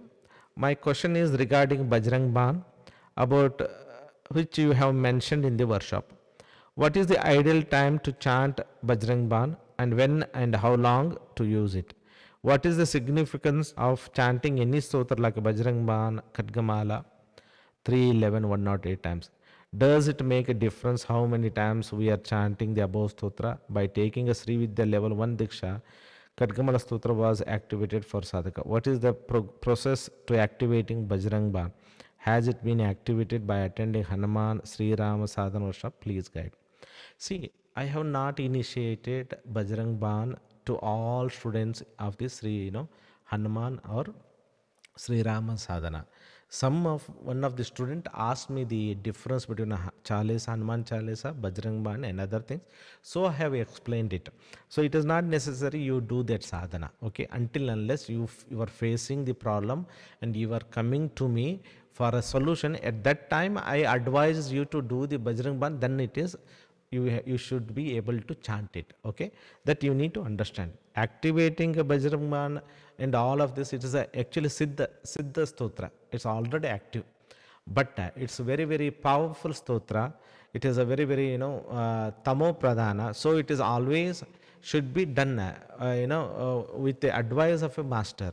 Okay, if just for a sake of doing, it should not be done. Okay, if you're really suffering, then only it should be done. Okay. And then you are asking what is the process of, by taking a level 1 Diksha, Khadgamala Stotra get activated. Yes. And then you are asking, does it make a difference how many times we are chanting the above stotra? Yes, it does make a difference. Stotras are like that only. Okay. If you have not taken a Diksha, then you have to chant the many thousands times or hundreds of times to activate that stotra. Okay. When you have to receive the Upadesha from a Guru, and then you have to chant so many times. Or if you have taken a Diksha from a Guru, then in that case, Guru will not ask you to chant thousands of times. Only 3 to 11 times he will ask you to do that.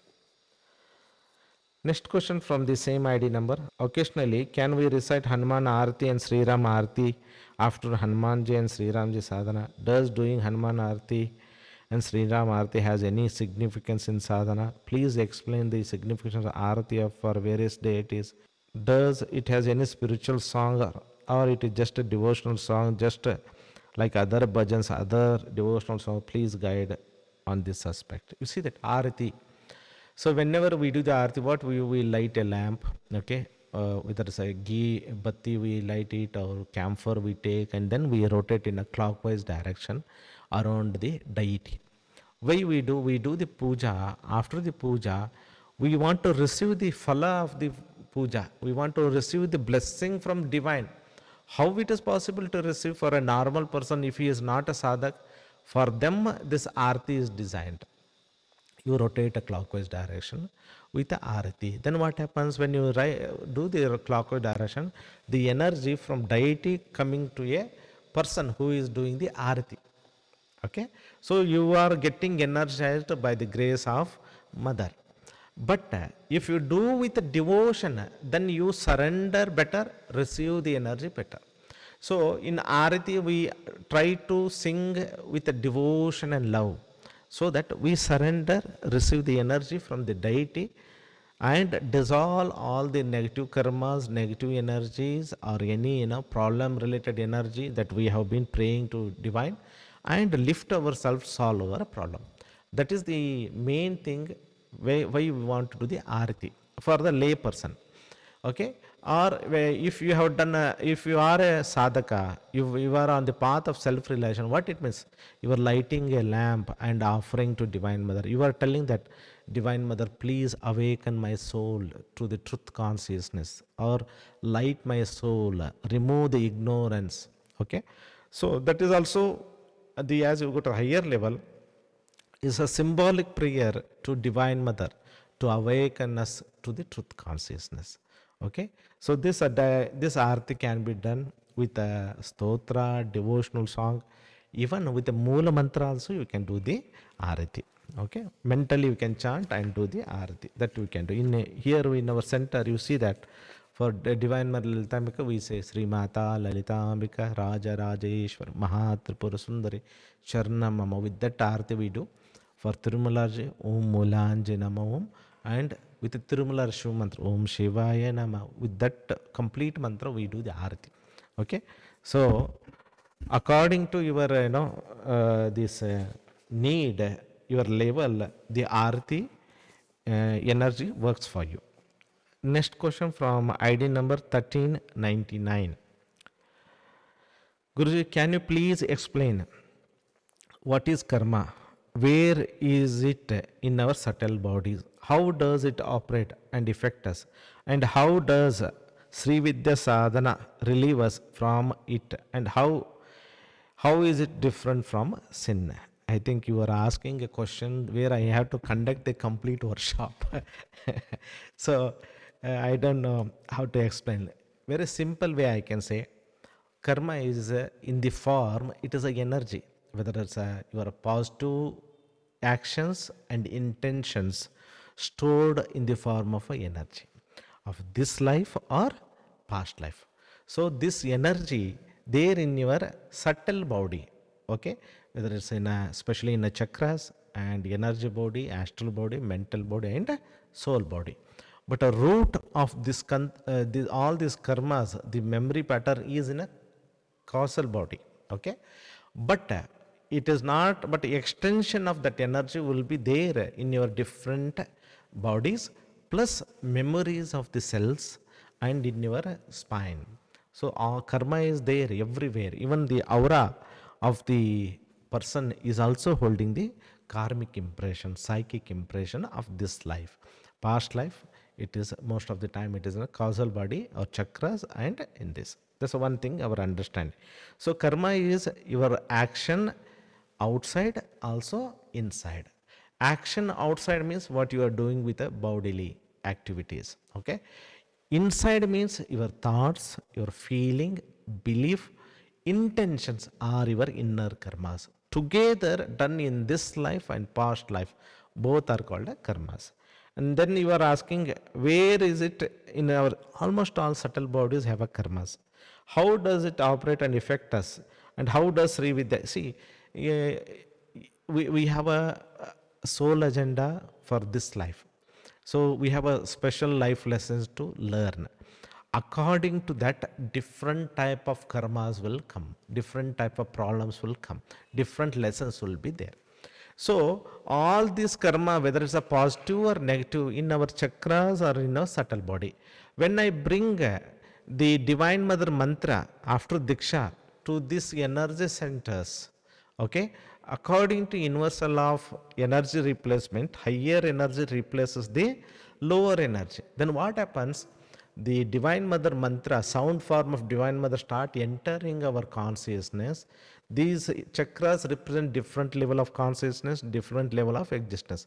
They start coming, mother energy start coming, it start replacing the lower vibration, lower karmic impression, lower psychic impression, and start burning the karmas connected to that. And when we start working here, the chakras literally controlling the subtle bodies. So when this chakra is there, it's controlling the mental body, another chakra controlling the astral body, another chakra controlling the causal body. So when chakras are cleansed, automatically our chakras are controlling the organs, physical cell and all. So when I work with the chakras, I am cleansing all the karmas at all levels of my existence. That's how this Sri Vidya sadhana works, cleanses, burns them, all those karma. And how is it different from sin? Sin, you see that, to be frank, there is no sin in truth. There is nothing like a good and bad on this earth. According to your own conscience and see, and you do this. But as per the masters and Siddha, only one sin is there, that you are ignorant, that you are a spark of a Shiva Shakti. That is the greatest sin, that you are identifying yourself as a physical body, you are identifying yourself as a role, personality. That is the greatest, not identifying about the truth. That is what is clear. In spirituality, that is the greatest sin that is considered. Okay. Next question from the same ID number. Guruji, you have given a lot of importance to Soham Pranayama in Shiva Yoga. Can you please explain how does it burn our karmas and help us ascend spiritually? You see that there are many pranayamas for physical health. There are many pranayamas for siddhis. But Soham is the pranayama that will give a Atma Siddhi.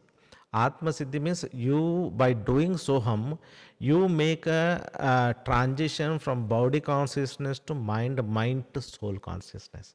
So Soham Pranayama help you to experience you as a soul. The day you experience you are not a body, not a mind, then where are the karmas? You are self-realized. So doer is, where the doer is, when it is a body and mind, doer consciousness is there. When it is a soul, at the higher level there is only one soul. Then where is the doer? Where is the karmas? So it is very, very advanced level of understanding that Soham will help to experience the truth about yourself, liberate you, and feel your own soul self, and help you grow spiritually, ascend spiritually.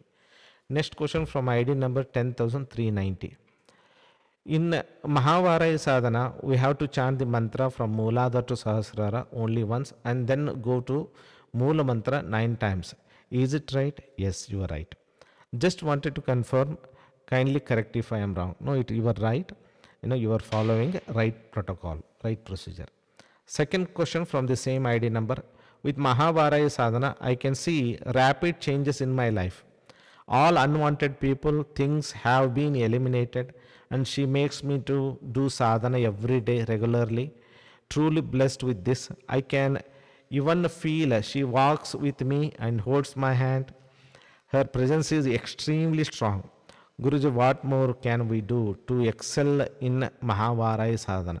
Is it okay to hold chakra crystals and do sadhana? Kindly let me know. Yes, you can do whatever that is supporting the vibration of the sadhana. You can do the crystal chakra and all of that.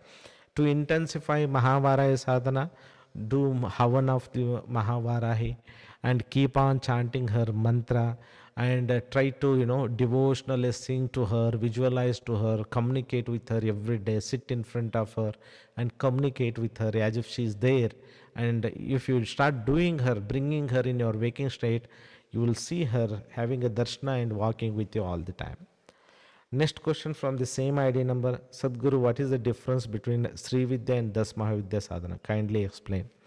You see that we have this, I don't want to go in a scriptural level to differentiate Sri Vidya and Das Mahavidya. One of the video I have already explained Sri Vidya, Durga Saptashiti and Das Mahavidya. That video is already available. But in a simplified way, you see that Das Mahavidyas are there. As we progress from Mooladhara to Sahasrara, all Shaktis are here. So below Mooladhara, Dhumavati is there, and above Sahasrara, Sri Vidya, Lalitambika is there. So here the lower vibration, here the higher vibration. Here it is a oneness with Shiva. So Shakti and Shiva are one. That is a Sri Vidya. As you go to the down, they are differentiated with Bhairava. Ultimately, Dhumavati, no Bhairava. Okay. So, and as you go down, some of the Shaktis are very aggressive. Okay. With more Tamo Pradhana. All of that. So, Das Mahavidyas are here within us. And the highest manifestation and oneness with Shiva Shakti is Sri Vidya. So, Sri Vidya given more importance because that is the ultimate goal of the humanity or the sincere sadhaka, self-realization, God realization, going from human consciousness to Turiya Avastha or Turyatita, that is a self-realization consciousness, Parabrahma Tattva consciousness, truth consciousness. That is a Sri Vidya, Atma Vidya, Brahma Vidya. All other Vidyas are there, but oneness is not there. Only oneness of Shiva Shakti is what we call Mahatripura Sundari. That is a Sri Vidya sadhana. If you understand the Das Mahavidya, then we know importance of Sri Vidya sadhana. What is the value, why it is. I have seen many students after attending Das Mahavidya, they realized Sri Vidya is so powerful. This is what the ultimate. That's what the Sadguru Adi Shankaracharya has given. That's what it is worshipped in Sri Yantra. That is what all the yogis, tapasvis, siddhas worshipped Sri Vidya, done the Sri Vidya sadhana. Okay, this is how we need to understand about Sri Vidya. That is the difference between all Das Mahavidya. All Das Mahavidya, lower dimension, different wisdom for different application in this word is there. Okay, and every Vidya remove the one limitation so that you will grow and ultimately experience the freedom. So Dhumavati remove the lower, below the Mooladhara chakra, pre-creative force. It's a very raw energy. Okay, whatever that is limiting you in your creation, she will help you to push you. Like this Kali will remove one limiting. Like this, all this limitation for you as a human is removed and made you divine. This is Das Mahavidya. Okay. The last question, I think, Sri Sampasiddhi Sadhana is going when without any doubts right now, as all videos provided are very precise to the point. The only change I see and feel in myself is that my chakras have some vibration, especially the root and crown. Even in that, crown chakra is more active, vibrating. But the other chakra I cannot feel at all. I have never experienced anything like this before, so I am asking. But I am sure Devi Ma's grace is with me as I have started receiving some good news regarding the financial crisis my husband and me were going through, all the positivity with the sadhana gives me confidence in her grace and blessings. So what happens, Sri Sampasiddhi is a more of a, Bija mantra sadhana or mantra sadhana, mantra meditation. Okay. And when you do those sadhanas, those mantra japa, different chakras start vibrating and communicating, reacting. Different chakras have a different karmas. Like a Mooladhara has a finance related karma. So when you chanted this, you are experiencing Mooladhara chakra, vibration in the Mooladhara chakra, where release is happening, stability in your finance will start, making out, or cleansing, healing is happening in Mooladhara. The Sahasrara chakra is receiving the grace of a divine mother Kamala. Lalitambika in the form of Kamala. That mantra is there. So you experiencing that also, receiving the grace of that also. So don't worry about the chakras, just sincerely do the sadhana. Necessary chakras will be cleansed, healed, energized and blessed, and you will be receiving the grace of divine mother to overcome your life problem. I think I have answered almost all the questions for today's doubt clearing session. I pray to Tirumalarji bless you all and guide you in your spiritual growth. Okay, Shubham.